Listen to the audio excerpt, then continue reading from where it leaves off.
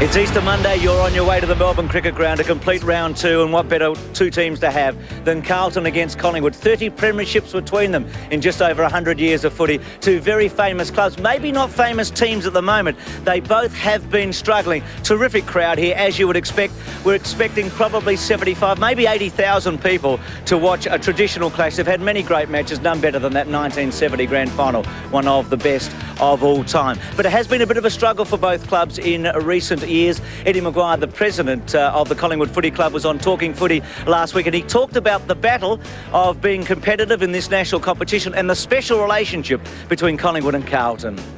It's a situation where, OK, some of the stronger clubs, the traditional clubs, have been on lean times in recent years, and we have to be very, very careful that we make the games Collingwood and Carlton like this week are something special.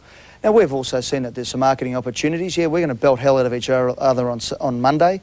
You know, it's just a great game. I mean, particularly for Collingwood, because we were humiliated last time we played Carlton at the MCG, and it's going to be something for us to really put our hand up on Monday about.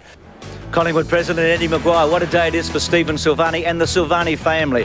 Sergio, his father, played 239 games for Carlton. Stephen today plays his 250th. Stephen Silvani, sauce. Fullback of the century. Dual premiership player. To half forward, Starcevic. Oh, Silvani! Dual best and fairest.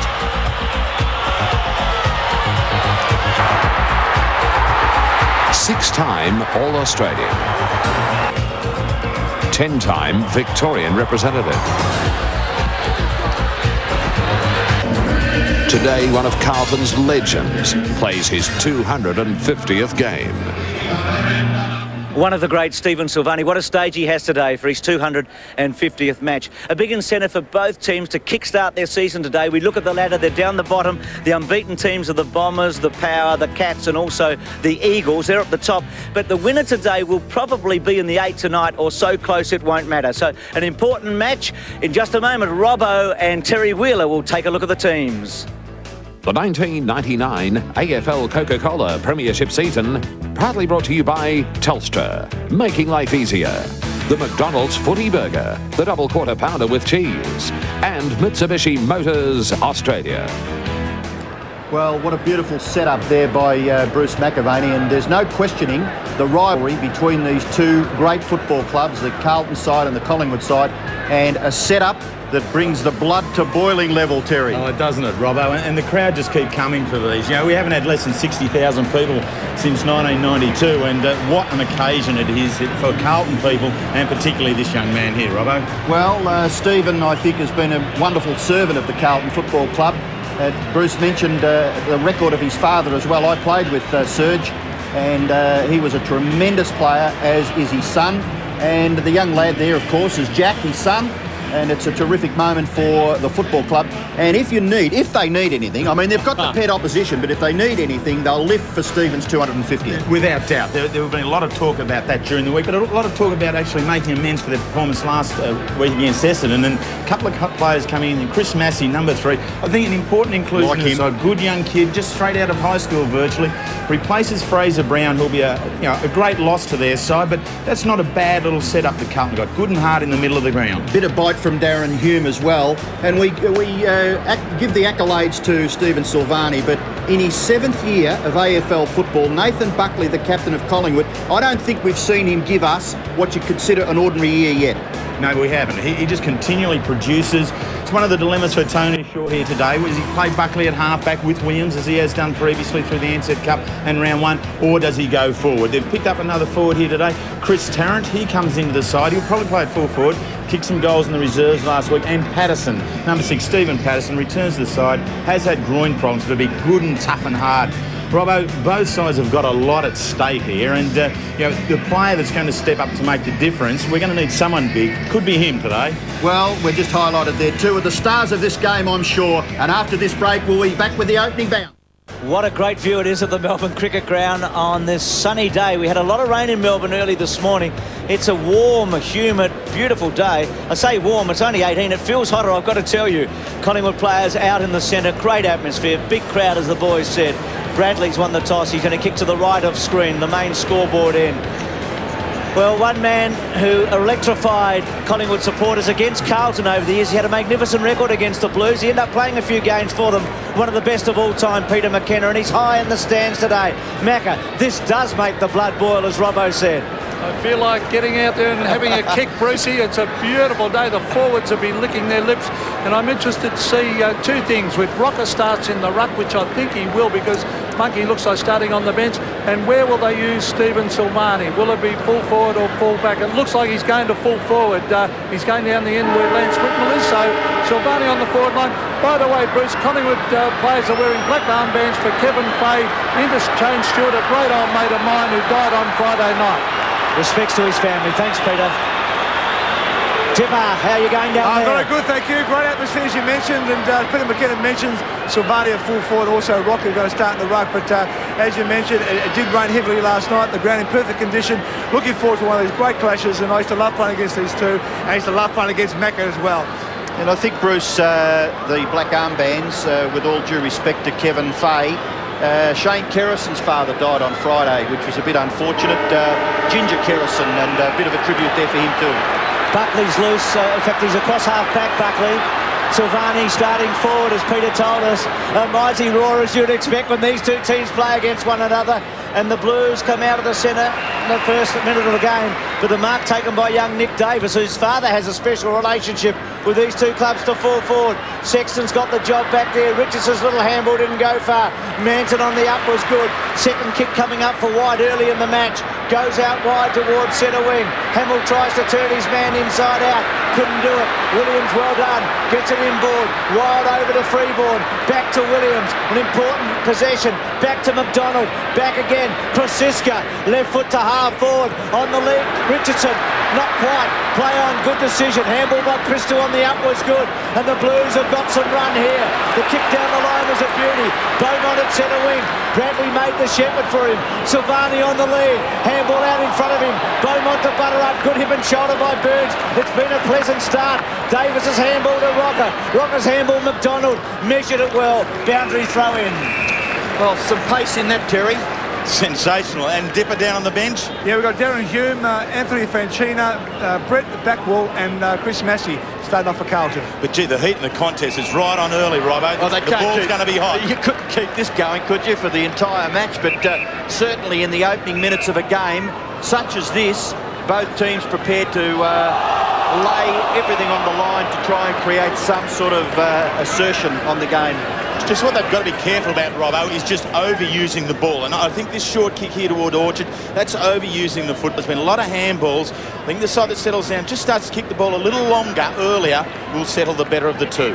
Caporelli gets the ball about 15 to 20 metres closer to the Carlton goal, and Dipper has the Magpies bench. I certainly have Damien Monkhurst, Ricky Orenshaw, Andrew Shawball, and Scotty Crow. And you can tell the boys are fired up because both of the teams are certainly talking on the field. They're using their voices very loud.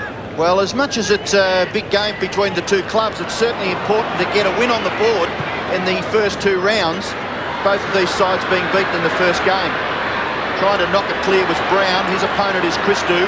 Freeborn, well tackled by Koutafidis. Umpire calls play on and gives the OK for the boundary umpire to throw it in. And Robbo, Gavin Krosiska's playing at full-back on Steve Silvani, and Anthony Rocker at centre-half-back on the danger player, in my opinion, Lance Whitnell. Thanks, Peter. Having a look at the setups on the respective forward lines. Rocker gets the hand pass away. Alex McDonald, that was a good one, wasn't it?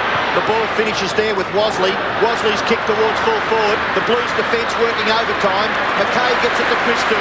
What a wonderful sight it is for Carlton fans to see Ange Christou back in the navy blue Guernsey. That kick came maybe off the boot there of Aaron Hamill, and it's a free kick to the Collingwood side, punched away by Dean Rice. The Collingwood player in that situation, Tyson Lane, and Rice has been a good player for the Blues since crossing from St Kilda. And Robbo, here's the dilemma that the Collingwood fans see that Tony Shaw's in. He's playing Williams and Buckley, both across half-back. They'll continue to win a heap of football because they are class acts. It's just when they get to half-forward, who's going to kick the goals for them? Tiulio's handball didn't go far. On the bottom of it is wild. It'll be a ball up. Yes, they're picking Beaumont up at the moment, aren't they, in tandem? That's right, and I think Beaumont's a good one to have there because he's got good defensive qualities about him, Bruce, and he'll keep a very strong eye on either Buckley or Williams. So inside 50 for Collingwood. Allen lays it down. Ratton held on to. No free kick. Umpiring looks like they'll let it go, which is good. And again, it'll be a ball up about 35 metres from Collingwood's goal. Neither side yet to score. We've been playing 4 minutes in this blockbuster. It always is when these two teams play against one another. There's a very big crowd here. Stakes are high early in the season. Playing for a lot of credibility, the two clubs. And again, a ball up. Some good matchups all around the ground. There's Buckley with Hamill. What a career he's had already. As Robbo said, in 7 seasons. He's won the Copeland 3 times already. He's been one of the most celebrated players in the game in the 90s. Murphy, Orchard, little one around the corner and belted away by Rice for the 2nd time in a couple of minutes. Boundary throw in right forward pocket. Yeah, you've really got to like what Dean Rice has done, hasn't he? I mean, coming back from those major knee injuries a few years ago, he's really established himself as a cornerstone. And just that age and experience he brings, they'll need that in this big contest here today. Well, two boys that probably would have played a bit of football together, Anthony Rocker and Lance Whitnall, matching up against each other in the early part of this game. Ratton gets the hand pass out. Mark Richardson, the first real chance to score. It's a good kick, isn't it? Mark Richardson may have just missed, but it was a good kick from deep in that right forward pocket. First score of the game is to the Magpies, that behind kick by Richardson. His father and his uncle amassed nearly 500, maybe in excess of 500 games for the Magpies. Of course, Wayne Richardson working for the Magpies, and Max Richardson, his uncle. Kick in has been marked by D'Ulio. Push out. Umpire was in a good position to make that decision.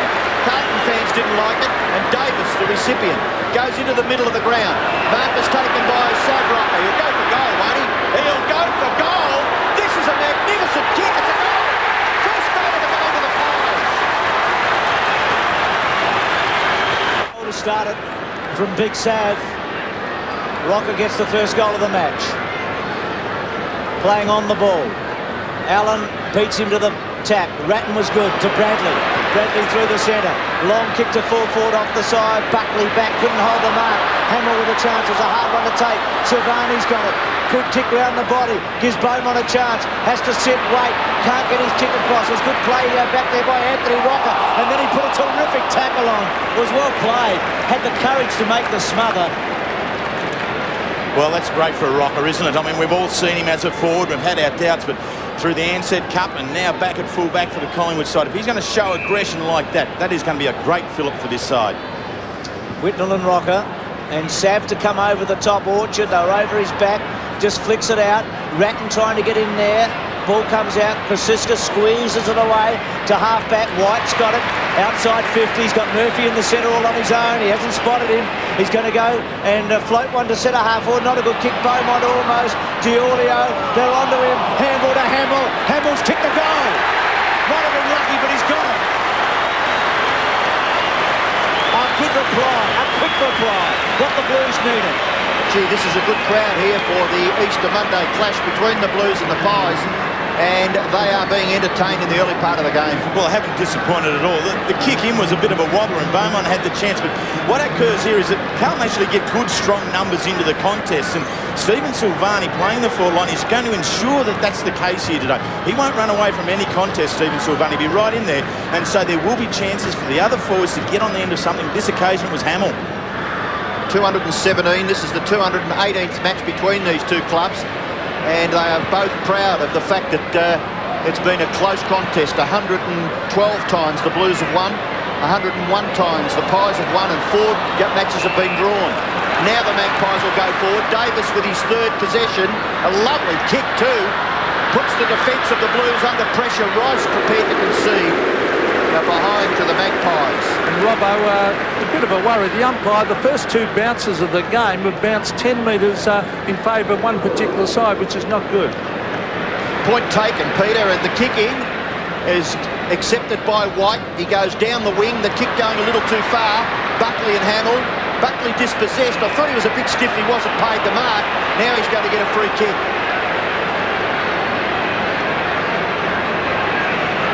Buckley going down, a head-on tackle there from Murphy, deemed as unfair. So Buckley's running away from the situation, but now he has to come back. because it is his kick. Boys, I'm wondering if Buckley's favouring a leg. The trainer was looking at him, and I think he was testing the leg out when he ran backwards. I just wonder if he's hurt a groin or got a muscle injury. We'll just keep an eye on him. OK, Nathan Buckley's on centre wing in front of the Great Southern Stand here at the MCG. Beautiful conditions for a game of football. The pass into the pocket. Probably not the right move. The ball gathered there by Tarrant is well tackled. He's going to be penalised for not moving the ball on. Sexton takes it and gets it to Julio, who goes short. Good kick. Finds Hamill. He found him with a hand pass a moment ago that was flung out, but he's got him at centre wing. Hamill, the goal kicker for the Blues, goes to the 50. Kudafiti's the target. Wild playing it in front. Ratton outnumbered into the back of the Collingwood crowd. Advantage given. Anthony Rocker away. Kicks the ball back into the centre. Richardson the target. Well done. Tapped it well. Got a handball away when Manton slung him to the ground. Patterson and Mackay. Patterson goes to Brown. Mackay a bit stronger. Lappin missed it. Maybe took his eye off it just for a moment. Brown back turn was okay. It's fierce. Beaumont high tackle. Advantage given. The kick to Allen. Now can it sit for him? Williams after him. Allen sits and waits. Can get a handball away. Clever. Found Lappin. Lappin down the line to the pockets. Good kick. Got Whitnell about 70 metres from goal. Buckley's bleeding from the mouth heavily at the moment, boys. Keep an eye. Thanks, Tipper. And into the man on the mark, Rocker. So a good result for the Magpies. Boundary throwing outside 50. Tony Shaw, he needs this win. He needs a big season. Bruce, I mentioned in the lead-up that Anthony Rocker and Lance Whitnell may have played some football together. They're 2 years apart, but they both were recruited from the under-18 competition, Northern Knights, and I'm sure they would have played a bit of footy here because they've had a terrific record in the under-18s, the Northern Knights in the finals. Gee, it's a big kick. Anthony Rocker bombs it, lands it at nearly half forward. Richardson too high, the tackle against Mackay. No. Okay, says the umpire, and it will be bounced just forward of the centre line. And Buckley, we can see there, maybe a little lucky that he's still on the ground, surely. Blood rule should send him to the bench. The umpire is right near Nathan Buckley and completely ignoring it. I'll tell you, if I was Aaron Hamill, I'd be running to the umpire and telling him. Lappin, mark of the day in round one. Good kick too. He's found Whitnell. Well, you would think Lance Whitnell would be a chance to score from here. He's 50 metres from goal, indicating that he's going to pass the ball across to the front of goals. No mark taken, so the Collingwood defence under pressure. Buckley, Krasiska goes close to the line. In front there of Paul Licuria and Ron DeJulio. It is out of bounds. Whitnell's intention there was right, but there was no real setup there from Carlton. No player actually created a space in front of the goals, and then there was no player deliberately leading into it. His intention was right, but the team weren't attuned to it well enough in the forward line. Collingwood lead by 2 points. Ratton's kick. Left footer by Brett Ratton across the face and out of bounds in the right forward pocket for the Blues. Collingwood's goal kicker, Sav Rocker, a bomb. And the Carlton goal kicker, Aaron Hamill. A snapshot from about 35 metres. Rocker, that's Sav Rocker, gets front position. Silvani dispossession. Wasn't that clever play by Lance Whitnell? Well, Robbo, Buckley coming off with the blood rule. So the Blues with a bit of a run here. They've kicked a couple of goals to get the lead against Collingwood. Buckley, arguably the most important player on the ground for the Magpies, coming from the ground. They've got to fix him up quick here. Crow to come on. Good handy player, Crow. Olorenshaw, no, it is Crow, not Olorenshaw. So Olorenshaw was lined up to come on, but it is Crow. He's a good handy player, but he's not that man there. He's not the captain and their most prolific getter of it. Bradley couldn't quite. McDonald got it. Davis has been good. Gets it to Burns with a long one. To half forward. Terrific tackle by Christie. They held on to the long lane. Thought it was a good tackle. Must have held on to him without the footy. And Lane's got it at about 50 and he can kick a footy. The only question is whether Tyson Lane did actually take possession of the ball. And we'll have another look here. He may have not really controlled the footy or taken possession of the ball. Yeah, it was all pretty light inside the whole contest, the whole thing. You know, Tyson Lane should have been more aggressive in the take of it, and perhaps Ange should have been more aggressive in the tackling of it. But this is about his distance. It's been a long, hard road in league football for Tyson Lane. Here's a great chance to establish himself. 49 metres out. So his strong kick hasn't quite made it. belted through for a behind. He's worked very hard this pre-season as Tyson Lane. When he was picked up by Collingwood, he was somewhat overweight. He's going to take 5 or 6 kilograms off his body, and I think he's getting himself there. He still needs another couple for mine. Bradley kicks in and Koutafidis marks it centre-half back. Handball away to Camporelli. Camporelli spots a player on the wing. Now the shepherd should have been provided maybe by D'Urlio. Whitnell, little kick, kicks into the man on the mark. Gee, the chance here for the Blues. No, 3-1. The Magpies get out of trouble. The kick goes wide to the wing, coming from Davis. His 5th possession. Down goes Brown, tackled by Christou. Gee, that'll be a contest, won't it? Yeah, spot on, Robert. There should have been a shepherd there by Lance Whitnell or D'Urlio. I mean, both players were just waiting for the ball to come out to him. Well, the Blues had a very good chance there, outnumbering the opposition. Allen takes it, Burns. You might get it back, Scott Burns. No, the hand pass, just a hand getting in the road, and it's important that all players around the ground are aware of just that situation. We see Nathan Buckley on the interchange bench being attended to by the medical staff, trying to patch him up and get him back on the ground as quickly as possible. But Nick Davis has made an impressive start to this game. He's had 5 possessions already. Magpies get the ball to half-forward. Koutafidis, he tried to make the man his opponent there, McDonald. The ball comes forward. Rice getting back quickly. Dean Rice will see it over. And surely in that circumstance, he's given the benefit of the doubt. A little thrown in by the boundary umpire just alongside the behind post, deep in Collingwood's forward zone. Carlton lead, they've kicked 2 straight. The Magpies are 1-3.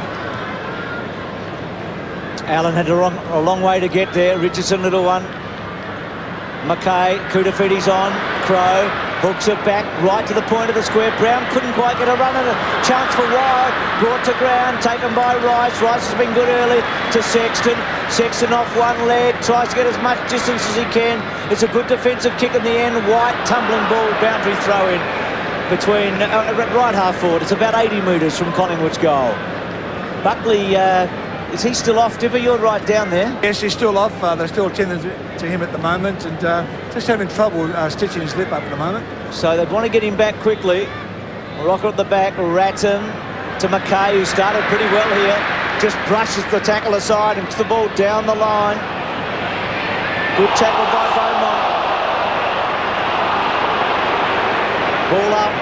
One of the players that gets the most effective break of a tackle in the game. This is a good tackle by Beaumont, but Mackay getting the ball down. Andrew Mackay seems to be a player that can break tackles in the modern game. Oh, he's just so physically strong, and when he goes a straight line. He's not dodging and weaving. He can break through, and I think if you are prepared to do that, you can actually break the tackle of players' arms. They're not as strong to be able to hold you charging through. That's interesting with Buckley, isn't it? We could see the blood coming out of his mouth, so he's spitting it out, but he doesn't look all that well. I think when he ran off from that free kick, I think he was a little bit concussed in that as well, Bruce. Good point. Lucuria's kick. Free kick though to Koutafidis. Looks lean, Koutafidis, doesn't he? Not as bulky as... he's got, the best body in the world just about, but he doesn't look as bulky as I've seen him in the past. Whitnell's important player. Whitnell's kick inside 50. Rocker gets back. Silvani with a chance. Little toe poke. And is that off the ground? It is. It's a behind. Silvani clever there. What's the latest with Buckley, Dipper? Yeah, they're a bit concerned about his jaw, as we see him there with his hands on his jaw there. That's why the reason why he's not back on the ground. So we'll keep up to date with that. Well, he'd be on the ground, wouldn't he, if he was patched up, Terry? Surely they'd put him back on. There'd be no hesitation there. So I think Dipper's observation is pretty spot on here. The kick coming in. Beaumont gathers the crumbs. Left foot kick by Beaumont. Silvani gets rid of his opponent, and that's a push out. That's a push out against Stephen Silvani. 250 gamer. Goes to Kosiska. Across the goal face. Gathered by Williams. Straight down the ground, Williams. Short kick taken by Davis again. Back to Freeborn. Freeborn's kick out wide. Very wide by Glenn Freeborn. Out in front there of Lucuria. Trying to make the ball his was White, and it was well done there by Adam White. Maybe Paul Lucuria, if he had another look at that, might have tried to make the ball spin for himself instead of just hovering over the top of it, and Adam White able to knock it clear for a throw-in. Robbo, I think they can also always see problems already. Whitnell on Anthony Rocker and mobility causing big problems for Anthony Rocker. We saw a terrific game in the reserves. The Blues won it by 9 points. Beaumont causing a problem. Camporelli Back goes McDonald to Williams. Williams combining. Opportunity there for Wosley. Back to Williams. Williams lets himself down. Puts it on the chest there of White. McKay across the centre of the ground. They can raffle it. Gathered by Backwell. Backwell's kick goes wider still. Sexton from centre half back. Michael Sexton kicks the ball in the direction of Silvani, but chipping in front is the key defender, Anthony Rocker. Handball away to Burns, the Magpies from full back. Short to McDonald, has had plenty of it early at centre half back. McDonald's short kick again. He's off Williams and he's caught, but he was good enough. The handball was a beauty and Wosley away. He can really run. One bounce and then runs the full distance and bangs it outside 50. Not a particularly good kick. Oh, out in the full against Mountain. Richardson to bring it in, so a good result for Collingwood. The Collingwood defence are really holding up just at the moment. It's a tough task for them, but they're sticking to it. Laying the target. Rice belts it away. Crow's going to kick a goal. Crow's going to kick a goal. Buckley on the bench, and we'll have another look at what happens here. The head-high tackle from Murphy. Gee, a knee might have got him in the side of the face there, and Dipper's assessment might be spot on, because we mentioned he's a quality player, and if they patched up the cut in his mouth, he'd be on the ground very quickly. Ratton gets the ball away. White, the kick across the half-forward line. Marcus taken by Beaumont. Not paid! Well, play goes on. Umpire calls Anthony Rocker to do just that, and he gets hold of a bomb. It lands at half-forward. Gatherers by Patterson. Crow the handball away from McKay. McKay to make it interesting. Ball comes out the back. Gathered by Ratton. He gets the kick down the line. Not bad. Gathered by Whitnell. Gives the hand pass away. Really a look-away one. Backwell. Handball back. Chance now for the Blues. The kick coming from Lappin. Finds Whitnell. Handball. Good play. Murphy over the top. Oh, again, they're into the man on the mark. And Orchard will clean it up. Anthony Rocker. Harassed back there by Hamill. Still the Blues a chance in the right forward pocket. Gee, the players into the opponents on a number of occasions in this first quarter. Still not quite able to assess the pressure and the circumstances of the situation. 2-1 the Blues, 2-3 the Pies, and we've got 6 minutes of the first quarter left. The Whitnell and Anthony Rocker contest is covering a lot of ground at the moment, and Anthony working hard to get back. A good effort from him. Sav got a little kick away, back wall. Wosley's over the top with Orchard. Wosley's handball okay to Burns, to McDonald on his left foot, got distance to the centre of the ground. McKay just got rid of Patterson, couldn't take the mark. Brown clever, did well. Tarrant on the up to Patterson. Patterson in trouble. McKay's tackle abused. Well done by Sexton. Sexton to Lappin. Lappin's normally a good kick. He finds Beaumont. He can run on quickly to try and run him down Davis. But he did well, Davis. He didn't get enough subtle pressure on him. He's on his wrong side, and Anthony Rocker's got hold of it. Into the centre. Marked by Burns. He's got a man very wide on his own, and they're away. This is free ball. A bounce. Free ball over the top to Tarrant. If it sits, he can kick a goal to kick. Tarrant lopes. Turns around from Sexton. Bad kick. Bad play, actually, young Tarrant. He looked in slow motion. It looked as if he was strolling in the park. So Buckley's got some problems. Actually, when we saw that replay, you saw his hand go immediately to his jaw when he felt it. So you can see the ice packs on both sides. An opportunity wasted. Probably the kick not good enough coming into Tarrant, but then Tarrant taking forever to get his act together. Pocket, Koutafidis. Tarrant over the top. Koutafidis, well done. Bursts away from half-back. Kicks the ball to centre wing. And Matthew Allen not able to take the mark. Pressure provided by Silvani, does well, gets it back to Hamill. He in turn to Allen. Allen, well played. He was going to be crammed in there with the left. Got it off to Silvani. A long kick into the middle of the ground. Back will provide some good pressure when he was outnumbered. Still the Blues at half forward. Chance here. In goes Camporelli. Camporelli really misses these, and he doesn't miss that one. Great goal to Camporelli. Interested onlooker, the Western Bulldogs face Carlton next Sunday in round 3, so he'll be watching this with a lot of interest. 70 career goals now to Scott Camporelli from 83 matches. Collingwood may be held up here.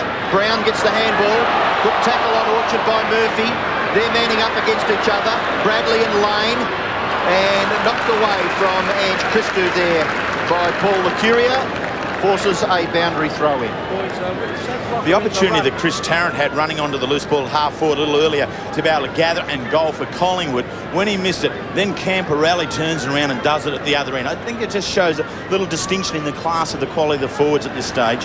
Ratton back, Manton off the side, close to the line. Kutafides well done, kept his eye on it. Watch Ratton, just in and under, getting it out on 7 occasions already. It's been his trademark. Kutafides to Whitnall, well done. Davis, what a start, as Robbo said a couple of times. Monkhurst on for Sab Rocker. Thanks, Dipper. Davis doesn't time it, kicks the ball in the monkey direction. Manton belts it away. Patterson roving it. Murphy, Burns, Orchard, in and under as he so often is. To Big Monkey, handball okay. Put Patterson under the pump a bit. Murphy in there hard. Murphy has some time. Too much time from Collingwood's point of view. Backwell front spot.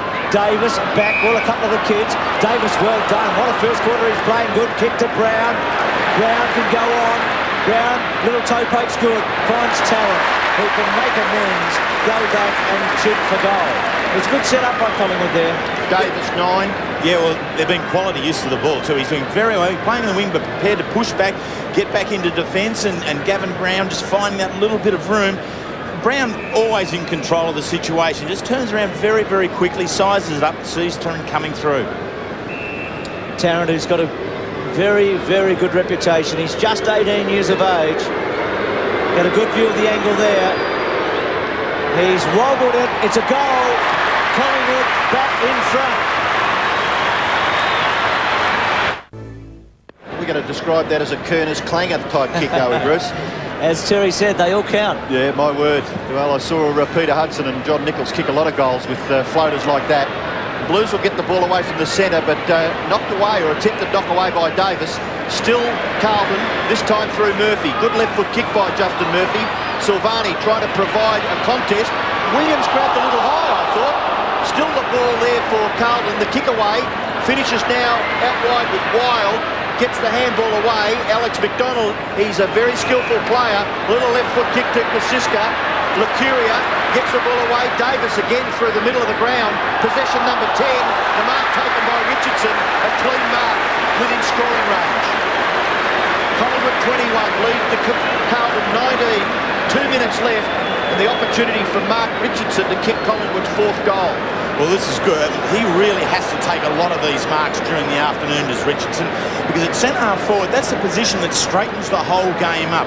If the defence have got confidence in being able to kick it into their centre-half forward, knowing that these are going to take a mark or, you know, give a contest, laying the big flyer from behind, but much better judge Richardson. If he can keep this up, it's his first for the afternoon. If he can finish with 10 for the day, he'll do very well for the side. Well, pretty good kick for goal too, Mark Richardson. And that's no exception. It's another goal to the Magpies. Mark Richardson kicks his first after earlier kicking it behind. And Collingwood lead 4. We still spitting blood. Rocker sitting alongside of him. He did a pretty good job early. Monkhorst to do the job now. Murphy through the centre. Handball laterally. Camporelli outside 50. He's a great kick. That one's going close. Hamill touching it. It was going to be nearly a goal. Hamill had to go. He was committed. No problem there. But Camporelli is such a good kick. And have a look. This is pretty close. It was going to be very close. It's just that thing about having a sense of the real estate around you, just knowing where you are on the ground. And Aaron, looking at that now, probably would second time let it go. Good mark by the monkey. The ball coming out. Monkhorst between half-back and centre wing. Richardson, well done. 2 Wild, 50 out. This would be a very big goal. It's bouncing, it won't get there. Bradley decides to build it straight through. 4-4 plays 3-2. It's been a good last 10 minutes for Collingwood. After the Blues just seem to be on top early. Bradley straight to Christou. It is terrific to see him back. To centre wing. Beaumont. And at the back, Wosley, taken by Allen on his wrong side. Kicks to Silvani. Silvani belts the ball to the space. Anthony Rocker, well played off the ground. Well, it certainly was. I don't know whether Anthony Rocker saw Alex McDonald out there on his own, but if he did, it was very intelligent play. McDonald to Burns. Magpies have got a chance here. Burns goes down the line and finds Licurio. Licurio has had 6 possessions in the first quarter. He's kicking to the middle. Taken by Krasiska. Short pass is all right. And Richardson will have his second chance in 2.5 minutes to score for the Magpies. Well, again, we see Collingwood here being very, very deliberate about bringing the ball back into that centre corridor. Rocker was good. He forced it wide on the boundary line in defence, but then Licurio knowing to bring it back in board, and again, Richardson offering the target. Only question maybe will be the distance with Mark Richardson.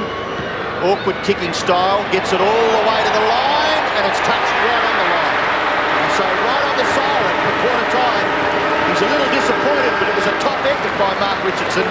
Danny Frawley and Tony Shaw to come down and address the Collingwood players who at quarter time lead this game. They're 4-5, 29, and the Blues are 3-2-20. Buckley, one of the big talking points of the opening term, if and when he returns, could be a key factor in this match. But Tony Shaw will be pretty happy with what he's seen in the last 10 minutes of that opening quarter. For David Parkin, the 4-time premiership coach, well, this is a must-win for him as well. Greg Williams in front of him. There's Buckley. Here's the incident again. Now, you have a look at the replay, and we might, if we have time, we'll see Buckley put his hands to his jaw right there immediately. So the impact was immediate. He felt it. But at quarter time, it's Collingwood over Carlton. It's Collingwood 4 goals, 5-29. Carlton 3-2, 20. Entertaining opening term. Collingwood good late in the quarter, and they lead 4-5 to Carlton 3 goals, 2. So it's 29-20. Buckley a big talking point. We're going to go to Peter McKenna, who's high in the stand. Peter, the idea of does he see Buckley coming from the ground, or is he staying there? No, he's coming off the ground. Pete, what about the forward set up for Carlton with Silvani forward? Yes, I don't look. You've got the best fullback in the competition, the best fullback of the century. He was voted. I really think Stevens a natural fullback. I'd be getting Koutafidis down the forward line. Whitnell's running out a little bit of puff. He's a good player, but a couple of times he just hasn't got to where the contest is. Down the other end, young Mark Richardson's a greatly improved player, and good to see young Chris Tarrant sprint up the field and take that pass and kick a goal. That'll give the young kid a lot of confidence. And what a great kick Rocker is. It just shows how dangerous he is once he gets it within 60 metres. But the main thing is I would move Silvani from full foot, but I think they'll probably leave him there for a while yet. They had Peter Dipper, who's been right onto the Buckley situation all the way. What's the latest with Nathan Dipper? Yeah, it looks like he won't be playing for the rest of the game. Obviously, they've still got to check things, but he's still bleeding at the moment, Bruce. It looks like he's got a broken jaw, which is a shame because we saw Hurd missing out for the next 10 weeks. We don't want to play like Buckley missing out for a long time either. But unfortunately for Bucks, he won't be playing. But it's just great to see the half-back line where Buckley was playing, doing quite well. Williams is pushing the ball forward. Also Gavin Krasiska and also... young Davis has done well, hasn't he? Yeah, young Davis, I was going to mention, moving the ball through the middle. And Richardson, well, he's a focal point at the moment, but it's still a very tight contest. It sure is, Dipper. Thanks for that, mate. As we start the second quarter here at Melbourne Cricket Ground on Easter Monday, a huge crowd, a big match. Well done by Licurio with Bradley unable to get a clear kick away. Davis again, a high ball to about 50. A terrific effort by Christie to build it away. Getting back Patterson. Patterson hurled up though. The Sexton's handball out wide, not to where he wanted. Crow hooks back to the hot spot at centre half forward front spot. Good mark wide. His acceleration was important there on Ratton. Just to be able to get, I mean, that's one of the qualities that a player needs to have, is to be able to read the ball, but at the same time being able to work your opponent and know where your opponent is. So Jason Wild just held that little bit, and then when it was time to go, woof, away he comes into the front spot. Very good piece of work there, ensuring that there was no way Ratton was going to get around him to be able to spoil. Not a big goal kicker, but he's got a great chance here from 30 metres out. Collingwood kicked the last 2 goals of the opening term, and they've got a chance to pinch a little break here. Wild, it's off to the side. He's missed. And in a match where you would reckon it would be low scoring, who knows? That's a big miss as we go down and see the Collingwood interchange. Yeah, we've got Monkhurst and Nathan Buckley, as we mentioned, Ricky Olorenshaw and Andrew Schwarble. Gee, I'm critical of that. The modern AFL footballer missing from a margin which just a simple kick for distance and missed it. Well, clearly may make amends here. Wild gets the hand pass away to Krasiska into the pocket, punched away by Rice from Tyson Lane, and it forces a boundary throw in. Carlton's interchange bench, Dipper. Hume, Francina, Backwell and Massey. Kick may have come in there from Tarrant by the look of it, that left footer into the pocket. You wonder sometimes too when they straighten up that they kick the ball out wide, and it's very difficult to kick goals from the pockets. There's a free kick found in that contest. It's going to Collingwood against Matthew Allen. He's not all that in agreement. He pushed out, certainly pushed Mark Richardson out of the way there. So not much really he could blue about. No, he hasn't. And what Matthew Allen needed to do was, when he went into it, he needed to have his hands up in the air, so he's displaying to the umpire, my intention is to go for the ball. Could have done that with his chest rather than using his hands. Well, Mark Richardson with the previous #1 sponsor on his jumper, I think there. Good kick though, wasn't his kick too. Couple of goals and Collingwood stretched the margin. 5-6-3-2, comes back to White. White of Carlton kicks to centre half forward. Whitnell a target. Coming in from the side, Freeborn belted away. Beaumont back to Ratton. Ratton to Bradley. Hasn't had a lot of it early. Bradley's kicked to the pocket to Silvani. Krasiska with him. Sauce will try and turn him inside out. Gets the ball back, but only as far as the boundary line. Right forward pocket boundary throw in. He's been very competitive up forward. It's an interesting move. I don't think it was any surprise before the match that he started at full forward. For mine, there was just no choice, Bruce. You know, Carlton, they only kicked 9 goals last week, 9-17. They had to create something somewhere. Stephen Silvani's got a couple of bags of 6 against his name for the Blues. Why not try it again here today? Sav Rocker and Whitnell. He's held on to Sav. It was an interesting one because Whitnell grabbed his jumper at about the same time as Sav grabbed the ball. And he's been pinged for hanging on. There wasn't a lot in it. Boys, don't know how you read it. Ordinary free kick. Boys, Carlton's field kicking has been disgraceful. David Parker to be tearing his hair out. Rocker's kick to Burns. Thanks, Peter. Burns under pressure. Kicks only as far as Manton. It sits up. Manton's inside centre wing now. Goes towards Whitnell. Good kick. With scrappy play coming out from Collingwood. The Rocker kick to Burns wasn't good enough. Whitnell outside 50. Centres the ball. Silvani's the target. Burns to come in and concedes it behind. Good defensive play. You as a defender, Terry, would know. But a fair way out to bang the ball. You've got to make sure that there's nobody lurking. Yeah, I mean, he did it very well. Which is the other clear decision he made was he wasn't going to mess with Stephen Silvani. You know, if Silvani's anywhere near a contest, even though we're some 15 metres out, you don't hesitate. Good defensive work there from Burns. Burns kicks in. Carlton will take the mark. It's Lappin. And is that 50 metres? Now that is over umpiring. If ever I've seen over umpiring, that's an example of it. What's the boy supposed to do? If you don't keep a good mark on this fellow who's taken the ball, he runs away. Okay, so he's hanging on there. The key issue, Robbo, is what is the umpire saying? The umpire needs to give Severo Rocker at least 2 goes of let him go. And if he said, let him go, Sav, and Sav hasn't done it, sorry, you're pinged. Well, it gives Matthew Lappin a free shot at goal, and it's a great penalty, I think. Lappin goes for it, and he gets it. It's a goal to the Blues, is it? No, he's missed. So justice does prevail, Robbo, at the end of it. Well, Matthew Lappin, you won't get many opportunities like that in a tight game of AFL footy, you wouldn't think. Krasiska to kick it back. Makes up for the Jason Wild miss, I guess. And good fly from Anthony Rocker. They're interesting players, the Rockers, aren't they? They can frustrate, they can tease, but boy, can they excite you at times. The 2 Rockers and Richardson, they need to keep taking marks, good strong marks, because that's the thing that will straighten the play up. If these guys aren't marking the footy as they're doing it here now, Collingwood will end up too wide in the game. Look at the penetration of Sav's kick, but Manton was the marker and sweeps it to Whitnell, who's deep in trouble. Good tackle by Lane. Play on call. Collingwood have got a sniff here. Next goal is pretty important in this match. Collingwood get it, they're going to pitch a break. Couple of things there. I don't know what Lance Whitnell's doing down there, but if he goes down into the back line, he's got to know it's a hot spot and he needs to be sharp. I believe he had time to get rid of that football, and that should have been then dropping the ball. Richardson lays it off. Bradley gets back and gets good distance too, but only as far as Sav, who might be able to get close. Wind up, big Sav. Half kicks it to fall forward. Lane can't quite get there. Alan Patterson's going to kick a goal. It's another one. They've kicked away. And we get a free kick, maybe. Will he get another kick? 5 or 6 minutes old, and still Koutafidis to add to his quarter-time stats. 3 kicks and 3 hand passes in the first term. He's playing, looks like at centre-half back on Mark Richardson at the moment. That wasn't bad camera work there either, was it? With Bradley and Patterson. Up high, Allen gets it down in the direction of Camporelli. Tackle was Orchard. Ball spills out wide. The Blues a chance here. McKay, left foot kick by that player. Lands the ball at half forward.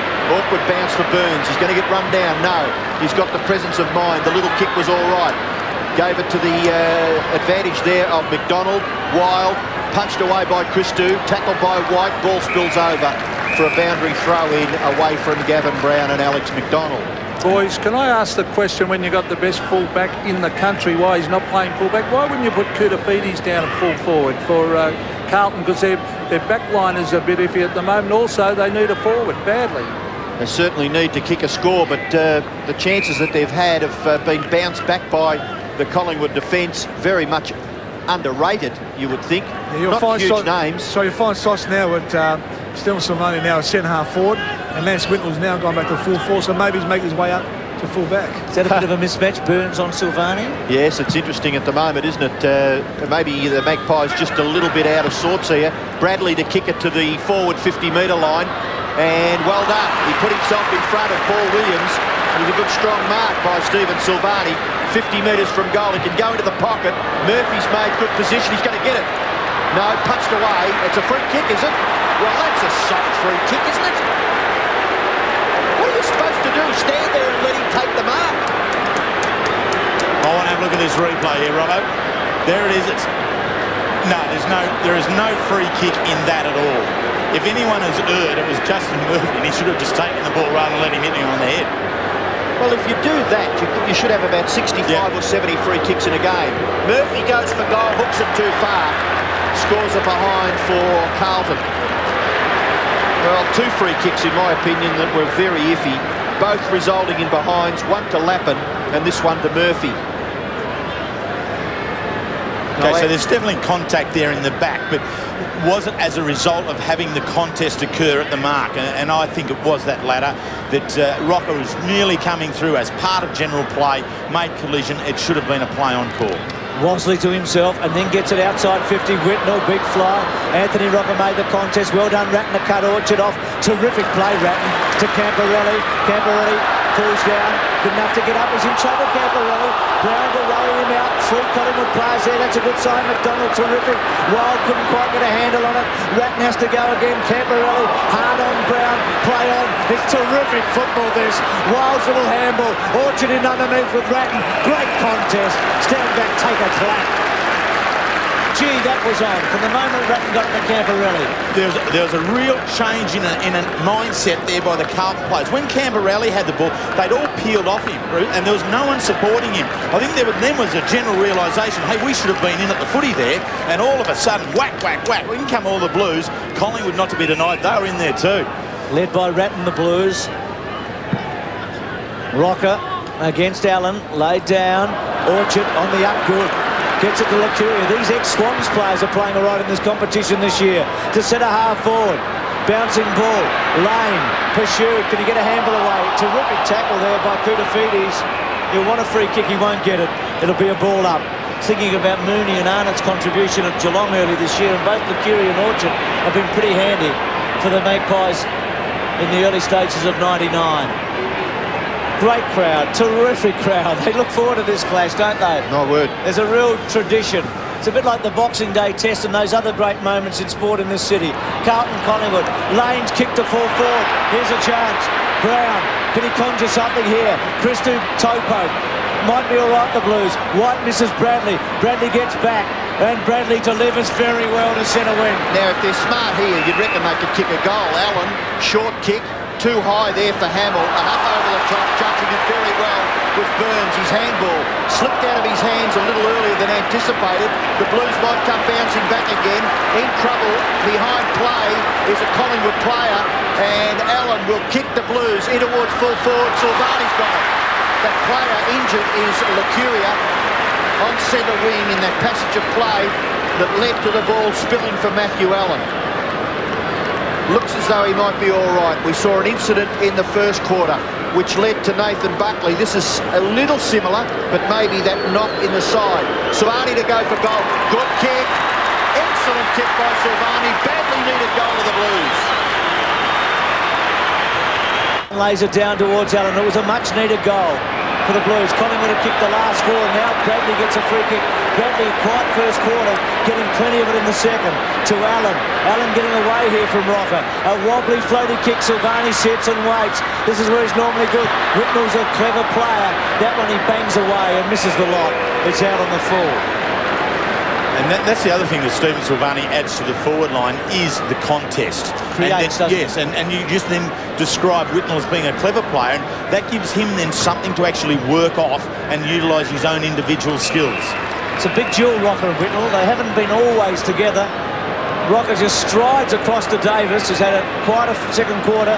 Slow handball, gets it to Freeborn. A bounce, he's stretching Camporelli here. He's being a bit cheeky. Back to Davis. Get over and help over him the top. someone. That's okay. To Freeborn.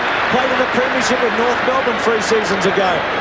We had a big second quarter on that occasion. Left foot kick down the line. Crow went early free kick. Manson against Crow. Over the shoulder perhaps. Manson between half-back and centre wing. Glenn Manton with the footy. He's had 3 kicks and 2 hand passes. 6th possession there to Manton. Kicks down towards the wing. Attempted gather by Beaumont. Ratton. Underneath all that for Collingwood is James Wasley. And the umpire will bounce. It's just forward of centre wing, favouring the Blues. They kicked the last goal, and to say they needed it would have been the understatement of the day so far. Tony Shaw barking instructions down to the bench. And 10 players from the Blues 1995 Premiership team playing today. Matthew Allen doing the ruck work. The ball spills for a boundary throw in. Collingwood lead this game by 13 points. They've had 12 scoring shots to 9. And the Magpies, of course, well, it's there's turnover after turnover. Even in 12 months from Premiership teams, only 3 of the Magpies 1990. Well, that'll be Krasiska, Williams and maybe Brown. That's correct. The kick in towards half forward. There is Gavin Brown getting the hand pass back. Kick forward by McDonald. McDonald, Koutafidis, Richardson, gathered by Crow. He'll get another one. Scotty Crow, clever little left foot kick. Goal to the Magpies. Yeah, Crow coming from the ground. He's done a terrific job. Lucuria coming on. Ola Renshaw's on for the Magpies. They've got a good lead. Rocker to do it with Allen. Ratton over the top. Good give, but Murphy out to Camporelli. They haven't got time at the moment, the Blues, to do much. Hume around the corner to half forward. Whitnell there, and also Hamill. Hamill pushing forward, trying to get it to Backwell, and a boundary throw-in. Another change for the Blues coming up. Massey to come on for White by the look of it. Boys, at the last boundary throw-in, Sav Rocker gave a beautiful hit out over the back to a running Collingwood player. It'll be interesting to watch him again. Just palms it down, Pete. Ratton read it pretty well. Murphy onto it at about 80 metres. Big hooking kick to about 30 metres. Whitnell, Silvani, well done for Sisko and also Anthony Rocker. And a boundary throw-in. Those 3 Premiership players from Collingwood, Robbo. Paul Williams wasn't there. It was Monkey. So it was Monkey, who we see now, along with Gavin Brown and Gavin Krasiska. They were the 3. Look at Buckley. What a wretched day for the captain. He would really have looked forward to this. Broken jaw, who knows how long he's out for. Backwell read it well. Backwell's kick is not bad. Just missing. Had a couple of good contests in the opening term, did that little fella. Brett Backwell. There's Buckley. Must have a broken jaw. Well, there's no doubt about that. I mean, and that's a severe blow to Collingwood so early in the season, but he will be back. This man here, Gavin Krasiska, I think he's doing a very good job. He's the one that's got Silvani in this big occasion game. And that's always a challenge to the player who stands the occasion player. He's doing very well, Gavin. Gee, McDonald getting it too easy and giving it to Paul Williams. A struggle for possession at half forward. Still Brown trying to get it clear. The rebound maybe off Christou. And holding it up there, Koutafidis. So the umpire will bounce about 30 metres from the Collingwood goal.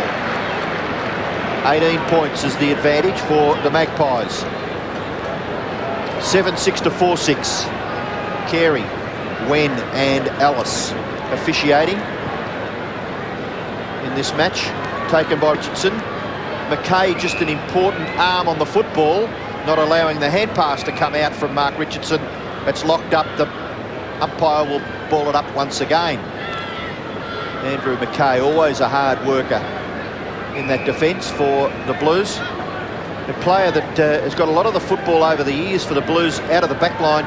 Michael Sexton just having a bit of a quiet period. And in underneath there is Darren Hume, not able to break away. So the umpire will bounce once again. Nippy little player and did pretty well last year for Carlton, Darren Hume. 48 plays 30, 8 3/4 minutes left in the quarter. Burns over the top, belts it forward. Murphy, Sexton came off his leg in a boundary throw, and he's got the job on Tarrant. A couple of times All-Australian at centre-half back. Struggled the last couple of years, had shoulder and foot problems. So the Magpies with a real chance here to take a grip before half-time. Wild, Tarrant couldn't get a handle on it. Anthony Rocker at centre-half forward, back to Lacuria, and a ball up. So Anthony Rocker deep in attack here, trying to find Whitnell where he might be. I think he's down there with him for the moment. And again, a ball up. Collingwood doing most of the attacking here. Got some real problems, the Blues. A lot of players around it. Rocker lays it off. Back wall. Hume. Good little kick to Murphy. Murphy looks up, sees who he can kick it to. Beaumont the target. Wasley did a terrific job to work his way to the front. Olorenshaw over the top. Back ball. Having a good little patch. Handball inboard. It should sit. It does. Comes back to Hume. Hume doesn't give it away easily. High ball. Hammer target. Rockers comes in from the back. Well done. Bruce, I want to qualify that well done. You called earlier Whitnell right up in defence for Carlton. Anthony Rocker was up there. When Carlton made the break this side, Whitnell walked down the other side. Rocker went back to the true centre-half position. Did well reading the play. McDonald, who doesn't waste too many, and he finds lane at centre wing. I'll tell you what, a key forward loves sitting under the kicks that came in from Darren Hume. As much as he gave it up, it certainly doesn't give the forwards any chance. Sexton a good mark across the half-back line. I thought he got first touch to it and brought it to his chest. Sexton goes long and finds Whitnell. They must make something of this. You don't get too many circumstances in a game of football. Now he waits, allows the Magpies to get back, and then kicks it in towards half-forward. Gathered there by Freeborn. Freeborn's handball, pretty good. Sets it up there for the Magpies to come clear. Wasley's kick, a bit of an up and under. It'll be mopped up by McKay. He's strong, isn't he, Andrew McKay? Keeps his footing and gets the kick to Massey. Turn around, son. You had a second or three to get it down towards the half-forward area. Now he kicks in the area of Hamill. Hamill gets it away. Hume has had a few possessions already since coming onto the ground. His kick has been marked by Backwell, certainly within scoring range. Hamill off the ground. Lapping on for the Blues as Backwell prepares in his shot for goal, going for Carlton's 5th goal.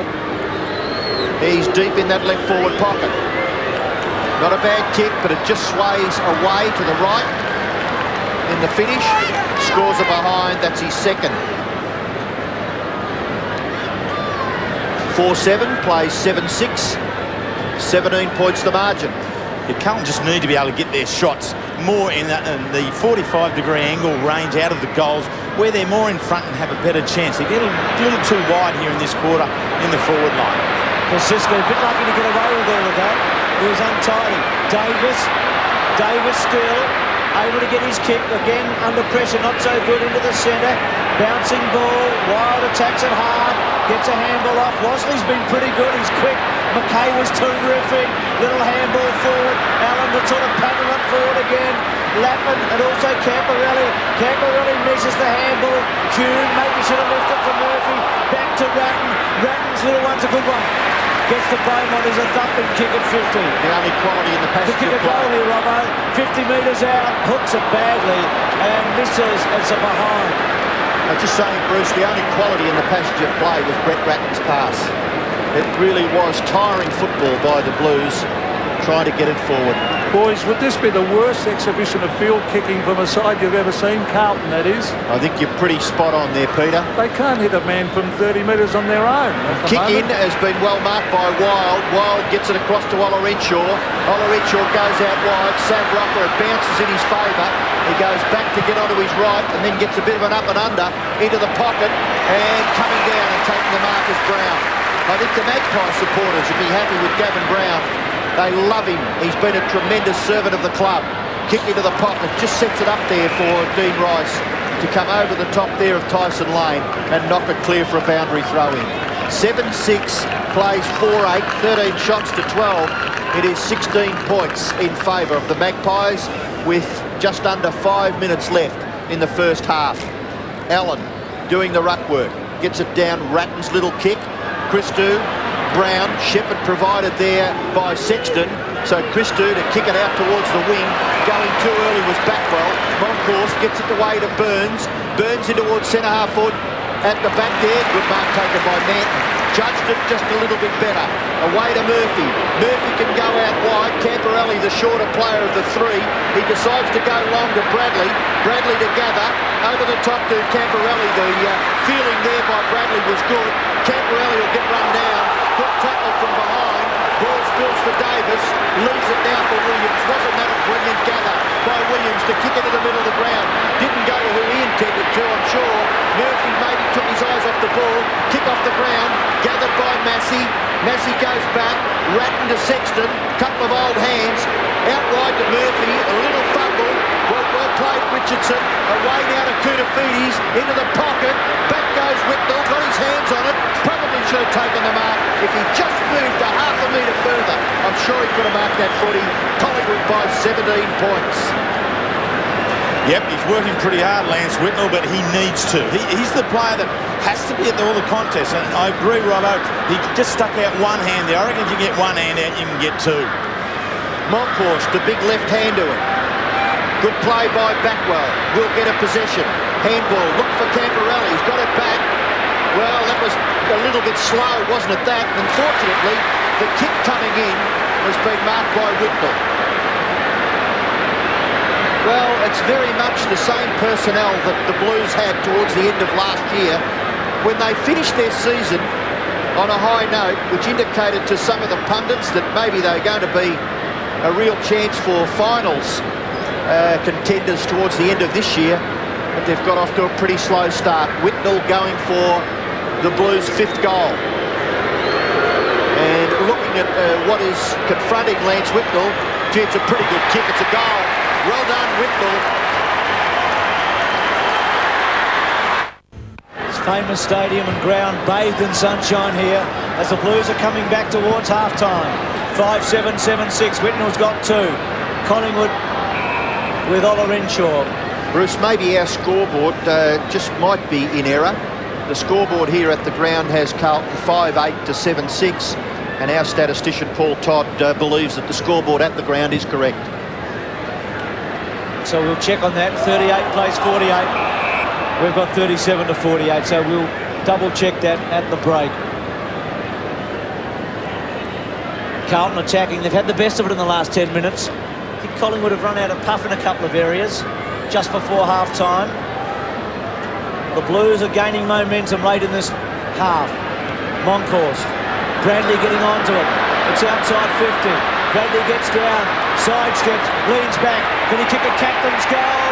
Williams is a behind. It's a good one-hander by Williams.